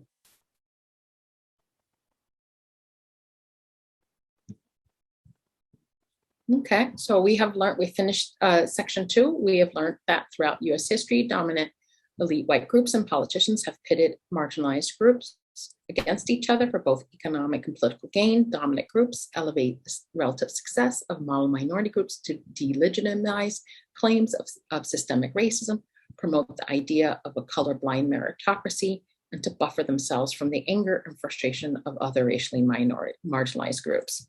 Some honorary white or model minority groups engage in such racism as part of their efforts to prove their whiteness by demonstrating that they are the good minority above the color line, and the other group is the bad minority below the color line. Some non-honorary white groups lash out at the model minority group out of frustration and resentment, and to reassert dominance, sometimes by showing that you have some other, that you're higher on another hierarchy. Thus, some model minority groups are caught between the racism of whites and the racialized resentment of other groups. So they're the stigma of unbelonging. Okay, we're gonna take a break and then we're gonna look at cooperation next, okay? It's time. Yep, we're good. Thank you. Okay. Oh my goodness, it's later than I thought. Oh dear. Okay. So when and why do racially marginalized groups cooperate? Our ethnic, the struggle is that remember we talked about in the very first workshop that we evolved as humans to see the world in us versus them, to favor our own, whoever we perceive as being as us, whoever in our in-group, and to compete against those that we see as our out-group, and that this evolved during prehistoric times when those who were that cooperated with their own and conflicted with others, they were more likely to survive and pass on their genes. So that's how this tendency to see the world in us versus them is now we're sort of stuck with it, right? Like we're stuck with our appendix, which is no longer useful. So, and in fact, that ethnocentric tendency to see the world in us versus them and to only cooperate with us and to conflict with them is too strong to dismantle, actually. I know there's so many workshops, trainings on how to decrease bias.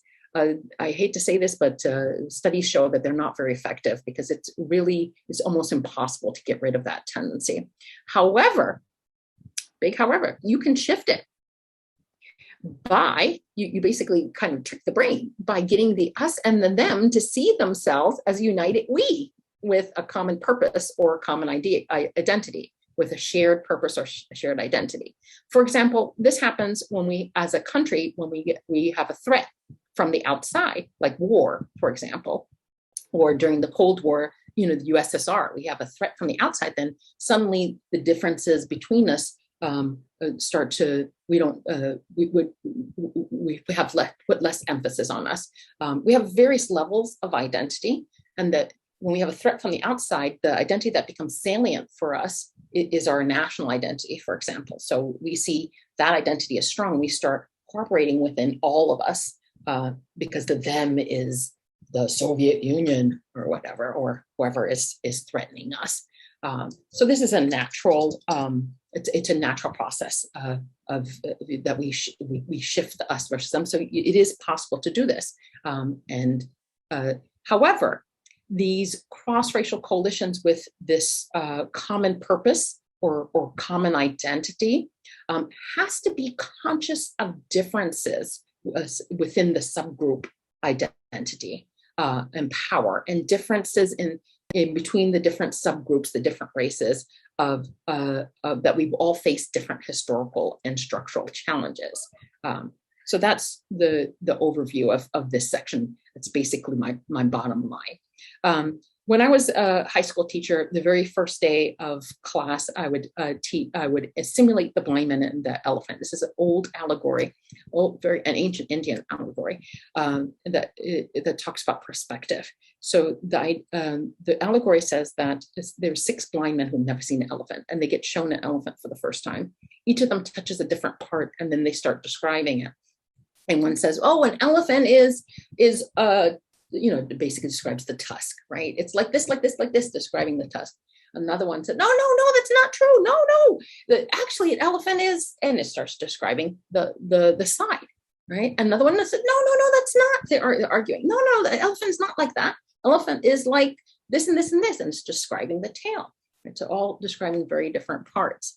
So I would simulate that. I would blindfold 3 of the kids, and I found this old bear in the art room. And I'll put a different part of the bear into their hands. And of course, they described something very different. And then I would show them maps of the Washington, D.C. area where I was, but equivalent with showing how racially segregated our country is, or their city, their geographical area. Most people are unaware of how racially segregated we are. And there's Merced, by the way. And I would also show them maps of where we are, of how economically segregated we are. And there's Merced, by the way. And then I would say, well, what does this have to do with the elephant? And after a while, they would figure it out. They're like, oh my God, we're living on different parts of the elephant. And we're all describing life as if it was our part of the elephant. I'm like, yes, exactly. This idea is called perspectives consciousness, that you are aware that your identity, geography, and relationship to an issue influences how you perceive those issues and the world. It's also known as positionality. And you learn that, and I used this simulation, and at the end of that day, I went to Kinko's and got a big poster size photo of this exact image, put it up on the wall, and the kids would point to it and refer to it throughout the year. The idea is that you can't universalize your own personal experiences with societal issues as the absolute universal truth. So every time while we were discussing US history, when a student would start to do this, then another student would say, remember the elephant, because not only do we have, we're touching different parts of the elephant because of our different identity, different ideology, different culture, different religion, but we're actually physically or geographically living on different parts of the elephant. And to extend it, as different racialized groups, we are facing very different historical and structural challenges. But the problem is as you think about all the examples that we looked at today, oftentimes our problem is that we assume that other groups face, either that they face the exact same situation as we do, or we think that we are the only ones that face challenges and other groups don't. So the idea is that we're all living on the same elephant.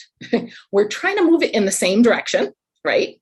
But we're living on different parts of the elephant. So we often have different perspectives and opinions, but even more importantly, we have different lived experiences, different levels of privilege and status and power, and we face different historical and structural challenges. And this is the key to cross-racial cooperation, is understanding that. When we're doing cross-racial cooperation, we're going to do the same thing. We want to all move the same elephant forward. We all want better education, better access to education, better access to affordable housing, right? Voting rights, etc. But we have to keep in mind that we're living on different parts of the elephant and facing different historical and structural challenges. And we have to acknowledge those and account for those as we try to move the elephant forward. And we can't be judging other groups without knowing the historical and structural challenges that they face.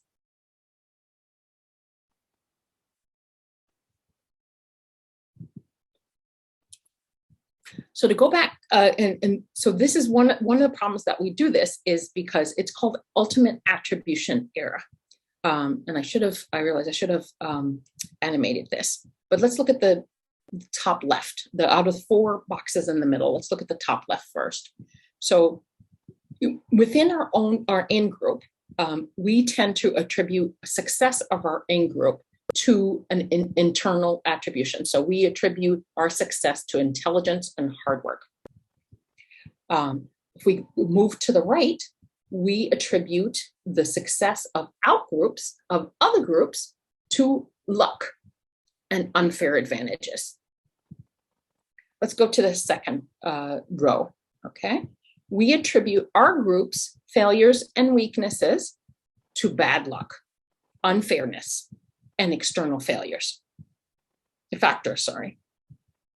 Move to the right, but we attribute the failure and weaknesses of other groups to negative personal traits.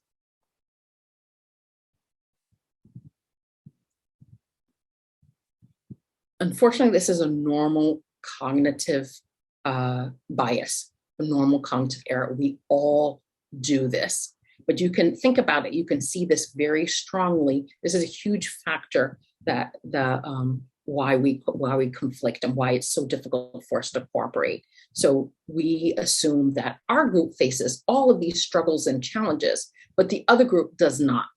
We minimize and downplay the struggles and challenges that other groups face, and instead we blame their poor social status or poor economic position on their negative personal traits.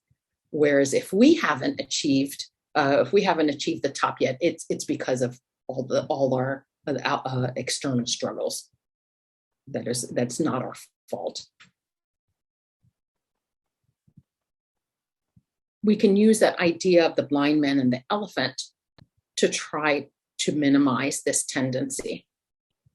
The idea of the blind man and the elephant I found was very powerful to help students remind them of this, to remind them that you cannot assume that you don't know. It's basically you don't understand another situation until you walk into their shoes, right? It's another way of saying that, right? But the idea of that image of the elephant, and by the way, students have written me from college and told me that the one thing they took from my class was that they remember the elephant and that they're constantly checking themselves and reminding themselves that somebody on another part of the elephant may face challenges that they're not aware of, or to remind them not to minimize and downplay the challenges of others. This is a key element of how to cooperate.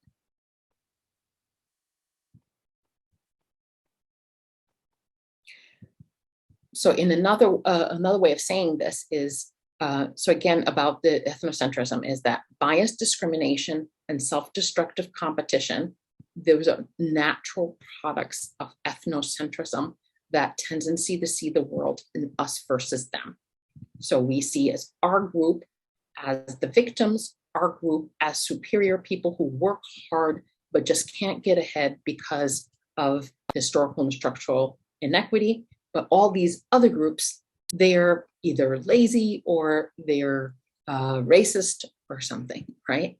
That's a natural tendency. But again, you can get rid of that, or you can shift it. You can't get rid of it, but you can shift it you can reduce bias in competition between outgroups by identifying a shared purpose or identity. We're all trying to move the elephant forward, right? We're all trying to move the elephant forward towards better access to education or affordable housing, right? We all have that same purpose, and having the same purpose tends to foster a common identity, and that makes you all part of the same in-group. And when you perceive each other as the part of the same in-group, then that lowers all those nasty tendencies. That increases empathy, decreases bias, increases your ability to cooperate, decreases your tendency to conflict, increases your ability to say, hey, wait a second, let me see if they're facing some struggles that may explain why they're not doing so well, and let me not jump to assuming that they're just lazy.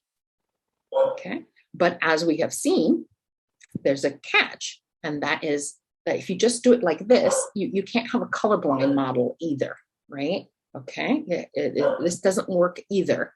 It becomes completely colorblind because colorblind models, as we have seen, I think we're all aware of, in a colorblind model often often subordinates the needs and preferences of subgroups with less power or representation. We've seen this, like, for example, if they say, oh, we don't see race here, we only see the University of California student, but we're all University of California. But of course, let's not kid ourselves. When they say University of California student, they probably mean white or the same thing as American. We're all Americans, but of course we're not, right? And what gets lost in the colorblind model are the groups that have less power and representation. So that's not exactly what we want either. We want that elephant. Not everyone is the same on the elephant.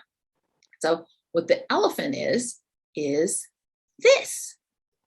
You see, we all, on one hand, we have this shared identity. We're all within the shared identity and shared purpose. We're in that circle. However, we're conscious of the subgroup differences. We're conscious of differences in privilege and power, and we're conscious of the differences in historical and structural challenges. Social scientists call this a dual identity. So where you're identifying both as part of the larger group and as part of your smaller group. And you should recognize that this is a coalition. So it is not a coincidence that almost all of the successful cooperation across racialized groups in history have been in coalition. It's not one colorblind mass, Benetton ad, we're all colors, everyone. No, they're usually coalitions where there's you have a common identity or purpose, but you also maintain your subgroup identity. There is a consciousness that people are on the different parts of the elephant and face different challenges, and the solution may look slightly different for different groups.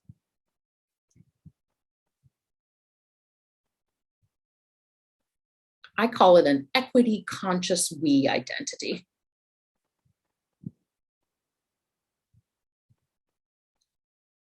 And also in a way, it's the same thing with, for instance, the Asian American identity or AAPI identity is also a coalition, right? Because there's so much diversity within Latinos, within Asian Americans, within Blacks. It's the same sort of thing. That's also a coalition, right? And we have to remember the same thing if we're fighting for rights for the Black community or for the Asian community or for the Latino community. We also have to remember the elephant, that on one hand, we all have the same purpose. We're all trying to move the elephant forward, but at the same time, there's going to be differences in wealth, power, and status, and differences in the challenges we faced within that coalition, right?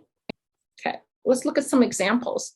So there was after the Civil War, before Jim Crow started, there was several attempts of interracial class coalition. Remember, just like Dr. Martin Luther King referred to. So he referred to the Bourbons. So it was in the populist movement he referred to, but also in the Knights of Labor and also different political parties.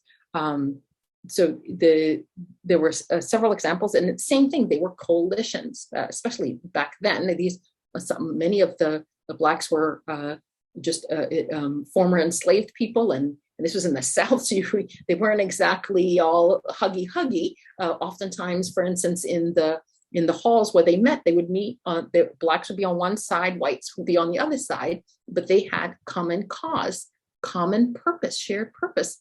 And so it's coalition.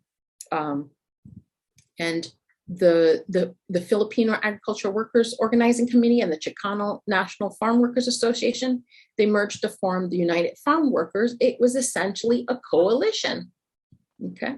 And by the way, this is also an example of how sometimes it doesn't go so well, because this is an example of, on one hand, yes, it's a success story, but on the other hand, many people argue that the Filipinos sort of lost out on the deal. They got the raw end of the deal. They did not, there was definitely more strength and power to the Chicano side, and many of the Filipino leaders, in fact, ended up quitting out of frustration, because they weren't considering their needs as much. So you have to be very careful to consider that you have equal power, and that you're considering the needs and the histories of the different groups on the elephant. So we can see both both positive and negative lessons. And a lot of people don't know this, but the second, Dr. Martin Luther King, after 1965, transitioned from the first phase of the civil rights movement, which was the battle for political and social equality, to the second phase, the fight for economic opportunity for all Americans. It was cross-racial. He stopped looking at only Blacks, but he saw he was trying to build a class coalition. And in fact, some people argue this is why he got assassinated, because he got more threatening. So, for example, this is shortly before he died. He wasn't able to carry it out because he got assassinated, but he called on a poor people's campaign. The poor people of America will demand decent jobs and income in massive demonstrations. And then who will be in the poor people's campaign? Several thousand poor people will go to Washington. We will be young and old, jobless fathers, welfare mothers, farmers, and laborers. We are Negroes, American Indians, Puerto Ricans, Mexican Americans, and poor white people. He started reaching out he really shifted it from a racial perspective to a economic one. I mean, he was always had a very strong with both.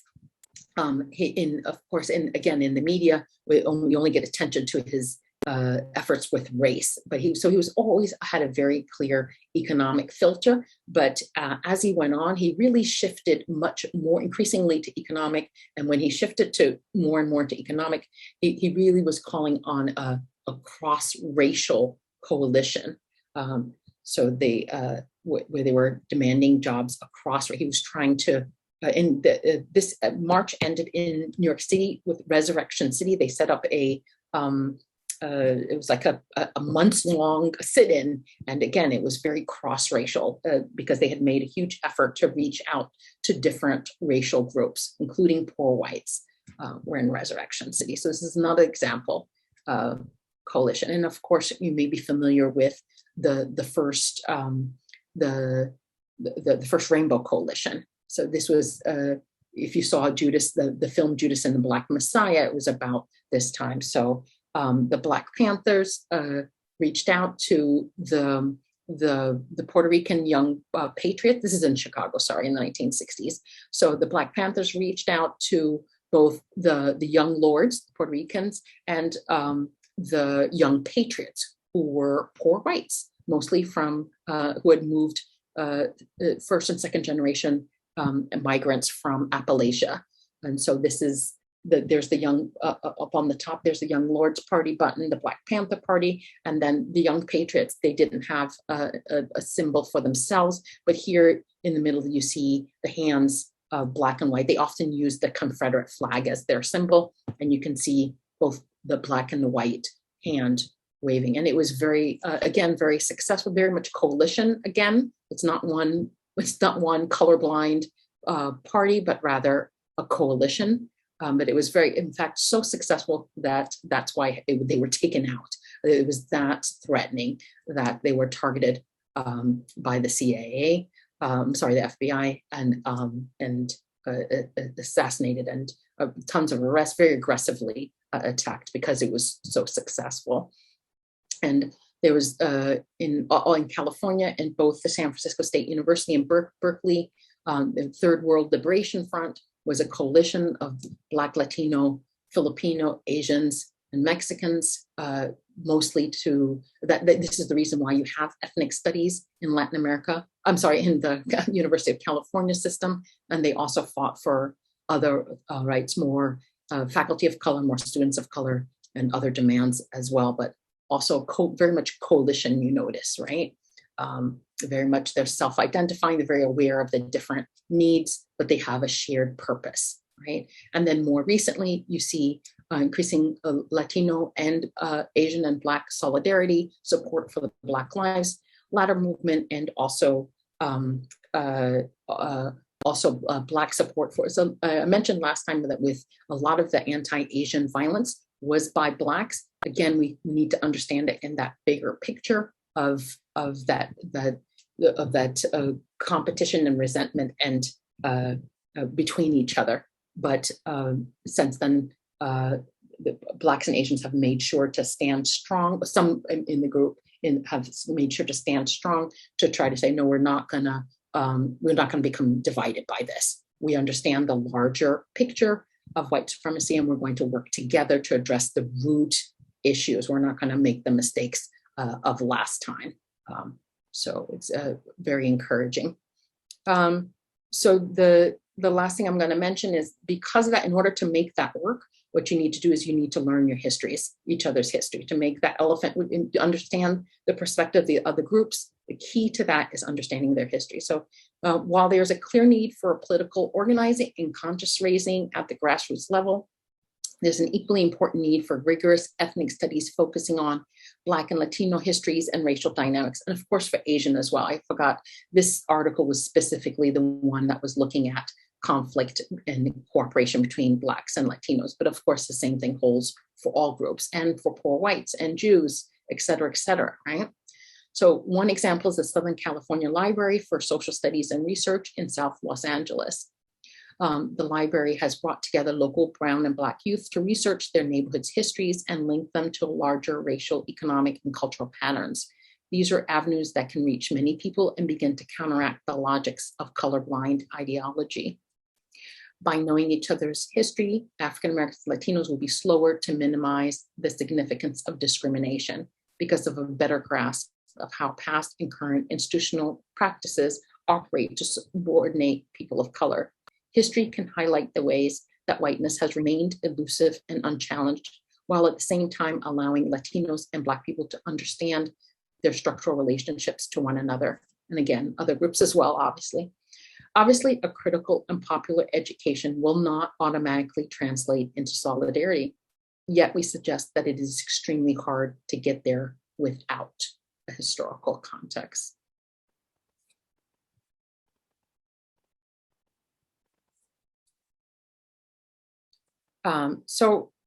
We learned today, so in order to do that, another way of saying that is Latinos, Asian Americans, and sympathetic whites need to accept that Blacks' history of enslavement and their continued suffering from poverty and racial discrimination are qualitatively different from the history of all voluntary immigrant groups, and perhaps require distinct treatment as a consequence. African Americans, meanwhile, need to pay more attention to civil rights issues of concern to immigrants, such as welfare rights, deportation, and immigration restrictions. They also need to recognize that other groups have the same intense desire for descriptive representation that they themselves have evinced. Back to the blind man and the elephant, right? Okay, so today we learned, first we looked at how groups are racialized in the US. I'm finished, I'm reviewing. The US hierarchy of privilege is a hybrid of skin color, class, and nativist hierarchies. Intersectionality. The racial groupings of white, Asian, and Latino are misleading. Members of these groups are often racialized differently depending on their skin color and class. Poor whites have sometimes been racialized as an inferior white trash breed. Both conflict and cooperation across marginalized groups occur as a part of the process to negotiate and contest racial assignment. Throughout US history, dominant elite white groups and politicians have pitted marginalized groups against each other for both economic and political gain. Dominant groups elevate the relative success of model minority groups to delegitimize claims of systemic racism, promote the idea of a colorblind meritocracy, and to buffer themselves from the anger and frustration of other racially marginalized groups. Some model minority groups engage in such racism as part of their efforts to prove their whiteness by demonstrating that they are the good minority above the color line and other groups are the bad minority below the color line.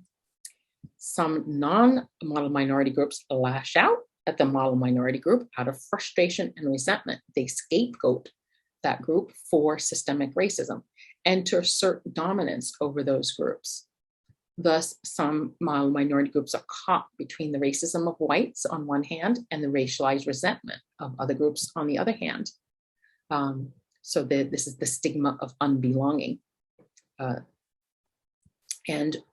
We learned that our ethnocentric tendency to see the world in terms of us versus them is too strong to dismantle, but you can shift it by getting the us and the them to see themselves as a united we with a common purpose.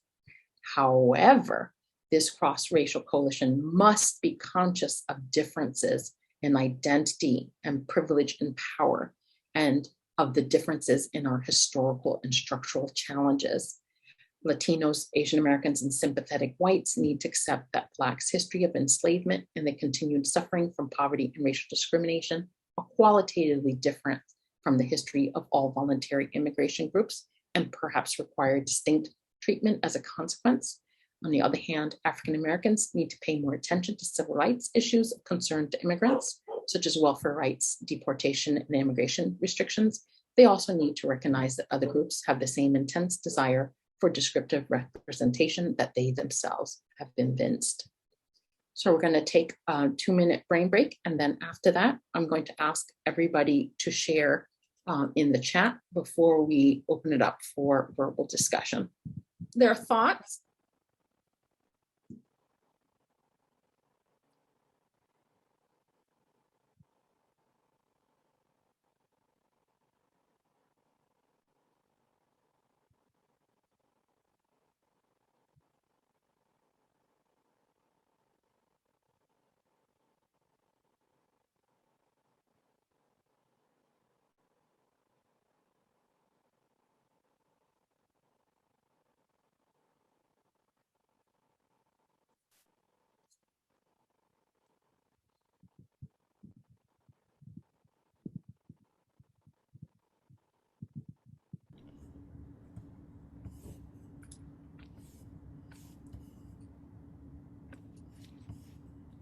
Ayo, if you want, there's a couple of messages on the chat.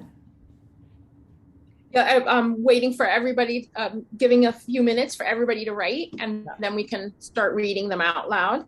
But it's hard to both listen and type at the same time. That's okay? Absolutely.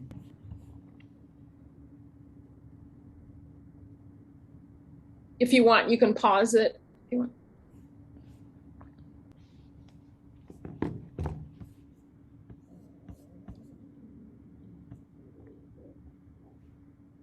In fact, we could go all the way back. Could we get a volunteer to go all the way back and we'll read all the pertinent comments from the beginning?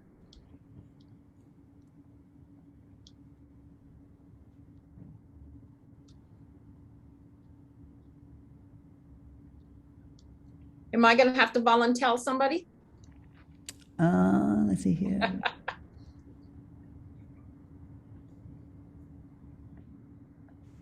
Somebody said they like the explanation of the stereotype of being honorary white, yet still forever foreigner. Okay, so you're going to read them? Yeah. Okay, thank you. I think they're still writing, right? Got right, it. I see. Yes. Oh, yeah, you're right. I think research shows that.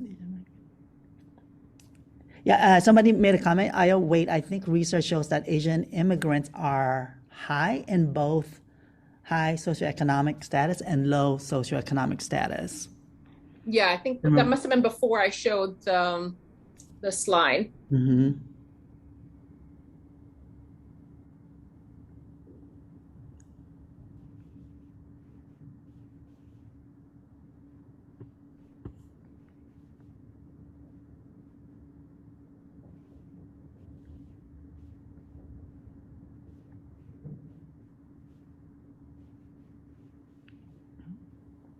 And a new idea, the negotiation of shared interests between groups that have been ostracized and been oppressed. Right, so again, learning the histories is critical.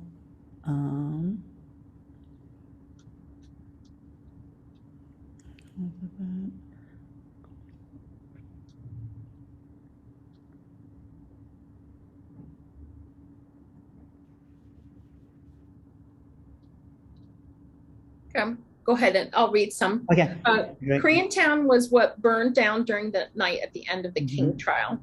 Correct. After the riot ended, there was a coalition of Korean and Black leaders that came together to settle both races in LA. That's correct, but of course that's not what the media highlights. Right. Yeah. Growing up, I remember my Salvadoran elders warning me that I would be guilty by association if I mingled with races that were considered inferior by society. They named who I could associate with so that our family wouldn't be considered bad or delinquent if I associated with Blacks. And now we have, hopefully you have better insight into why they would do this, right? I think that higher class status raised the group color line. Somebody noted, high school makes Squid Game look like a picnic. Acting white is performing white, yep. Oof, that image, I assume that was the man box.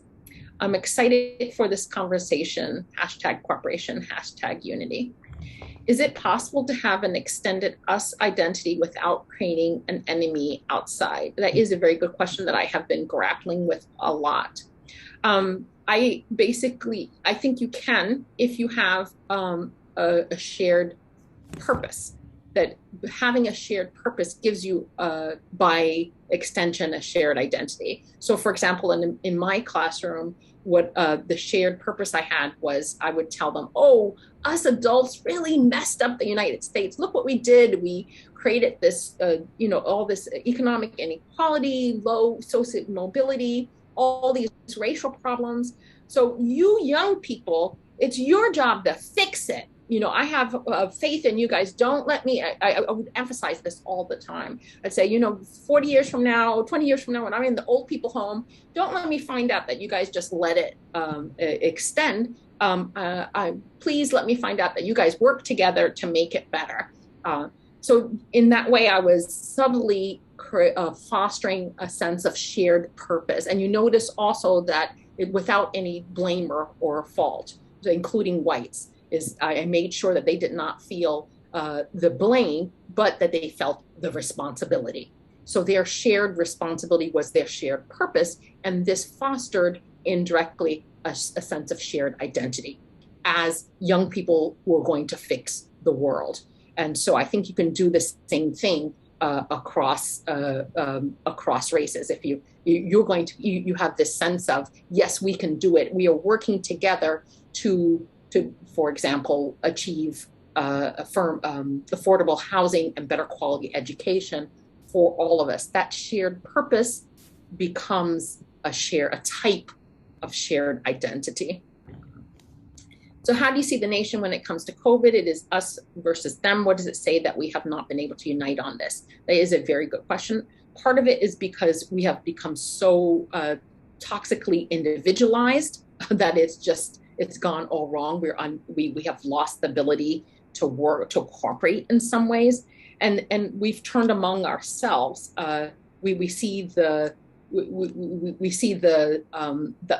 enemy, the us versus them, and we don't see it outside. We see it inside, as Asians or people who are vaccinated or people who are not vaccinated or whatever. It's very sad to see. I don't know if any of you've seen the Twilight Zone episode called The Shelter. It's excellent. So it's in the 1950s, and they hear on of some neighbors, and one of the families is Mexican, or maybe just the father, and they hear on the radio that there's bombs, or this was during the Cold War, and one of the families has built a shelter in the basement. So what they all turn on each other and start fighting. They've been friends, but they start fighting in each other, and they quickly fall apart. So unfortunately, that shows the other side, that a threat doesn't. It often helps create unity, but sometimes it leads to division, and that's what we're seeing now. But We would have to change the mindset of people to eliminate the concept of them, change it to us and more of us. Ooh, I love that. That's great. Jesus, well said. I agree. The elephant example is very memorable indeed. I love that. Equity conscious we identity. Delano Manong's, is that how you pronounce it? I don't know how to pronounce it. Manong's, yeah. Manong's documentary captures the relationships and formations of the UFWs. Rest in power, Fred Hampton. TWLF, yes, ethnic studies. How should teachers treat students from different racial ethnic backgrounds equally, but also be conscious of the differences? That's a very excellent question, because that elephant's going to look a little different in the classroom than outside. So outside, when you have these racial coalitions, you notice that they're very distinct. It's basically like affinity groups, right? They're meeting separately in their affinity group, and they have very strong identification. And that's important because you need to have that equal power and representation, right? In the classroom, that's not necessarily so good. Let's put it this way. In my classroom, my students never met in affinity. I never separated them in affinity. It was rather just a consciousness that they were different, sometimes different needs and different levels. So after a while, because of the elephant, whatever situation came up, if they were discussing some sort of societal issue or historical example, they basically got trained or in the habit of, with every issue, sort of checking, is there any group or identity or subgroup in society who might have difficulty accessing this situation or would be affected by this situation differently or would need special consideration? So in their mind, they would just sort of do a check with each situation. Or when as they were discussing an issue, somebody might say, oh, for example, people without resources might experience it this way or that way. So it was sort of like a check with every situation. Would a different group have a different need in the situation rather than physically meeting in affinity? Does that make sense? So the differences or the subgroup differences would vary depending on the situation. I don't know if that's helpful. You're welcome to take the blind man and the elephant. That lesson is available free of charge. I've posted it on the resources of my website, and you can use it. I have PowerPoint and the lesson plan. I can help you. If you reach out to me, I can help you adapt it, but it's very helpful to get the kids thinking like that. I had no idea about the Korean element in the 1992 LA riots and how they were used to gloss over the whole police brutality issue. I was thinking the same, Mariana. I was interested to learn Martin Luther King was transitioning to focus on economic equality of all races.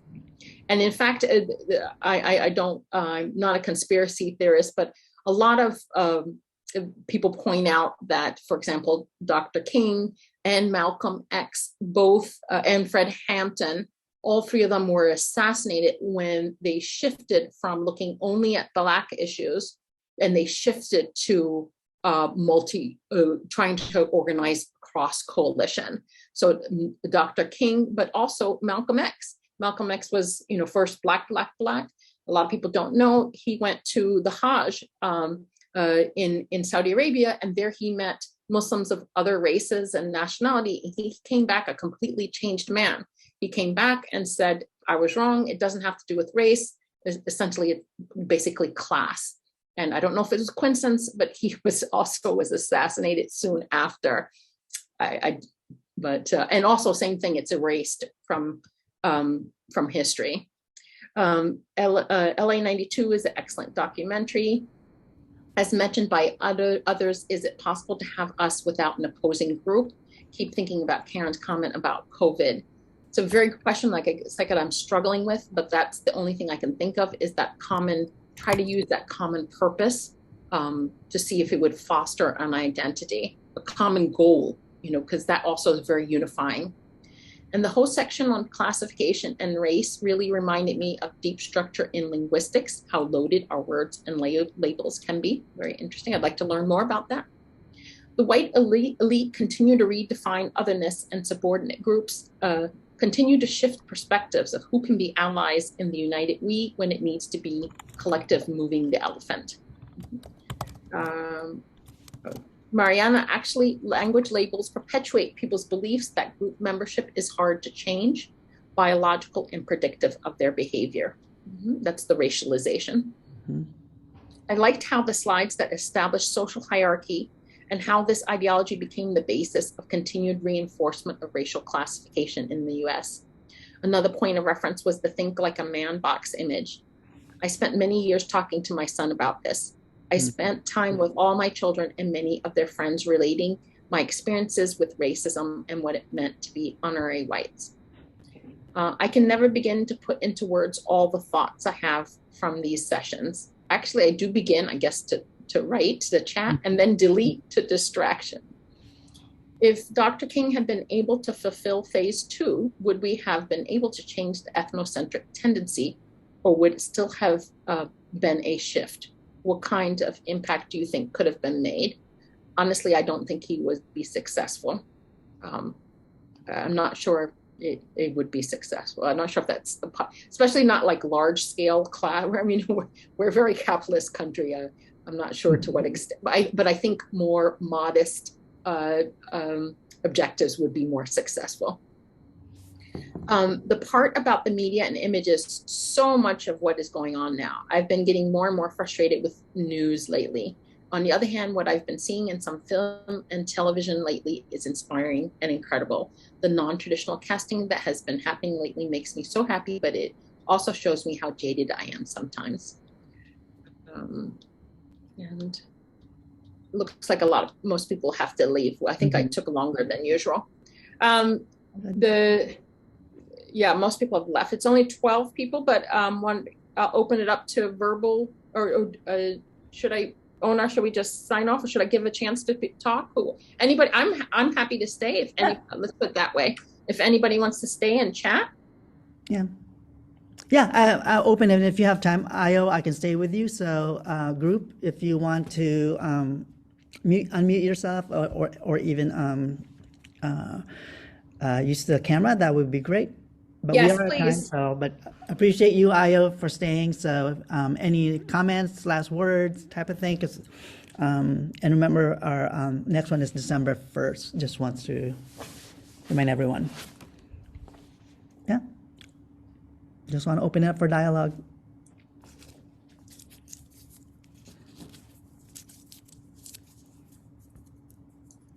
Thanks, Danielle. Thank you, Kaylee.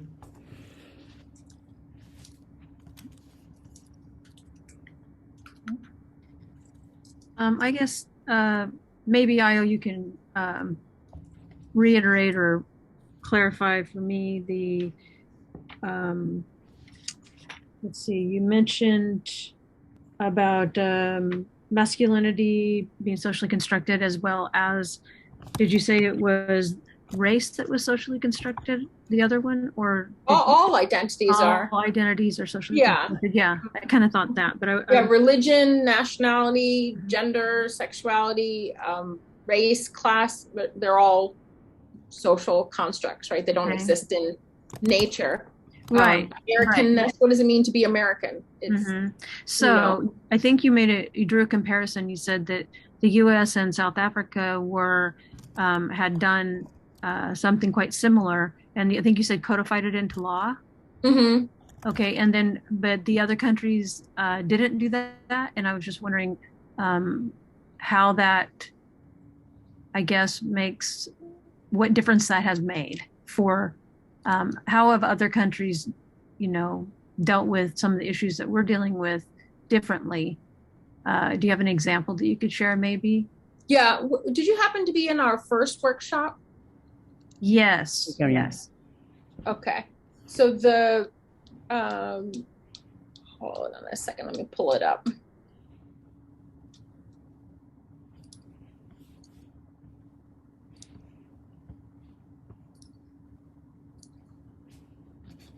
Remember this? Yes, I think so. So it's based. So you see South Africa. and the United States. So all of these countries did it a little bit, but South Africa and the United States did it a lot more. So these are countries with history. Can you see my screen? Yes, okay. Yes. Mm-hmm. So so all countries experience bias, right? Because all humans experience bias. So we have this colorism in every country, including many countries in Asia, right? Around the world. But there's very few countries that have went ahead and put that into law. So there's societies with histories of white ideology and legal, codifications of racial classifications and the formal legal discrimination, apartheid in South Africa and Jim Crow in the United States.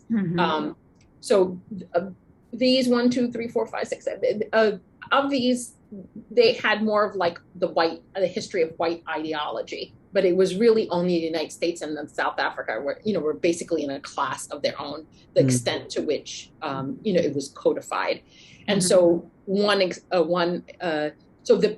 racism persists much more in those countries. It's very closely, the strength of the legacy of racism is pretty strongly correlated to whether and how much they were codified into law. So you see that binary, and we find that it's very difficult to get out of it. So for example, in Latin America, where other parts of Latin America where you didn't have that, you have much more of a spectrum. And there's a little bit more, there's more back and forth. And also your position is a mix of both skin color and class. For instance, in Brazil, although, for example, like in Colombia, I told you that story of when I was in Colombia, I was considered trigueña, right? Because they're mixing both class and skin color. That would never happen in the United States. In the United States, it's the opposite. You are just slightly, you have one great grandparent that's black, you're black. Right. The one drop rule. Right, the one drop. So that is why actually I didn't mention, but I forgot to mention. But here,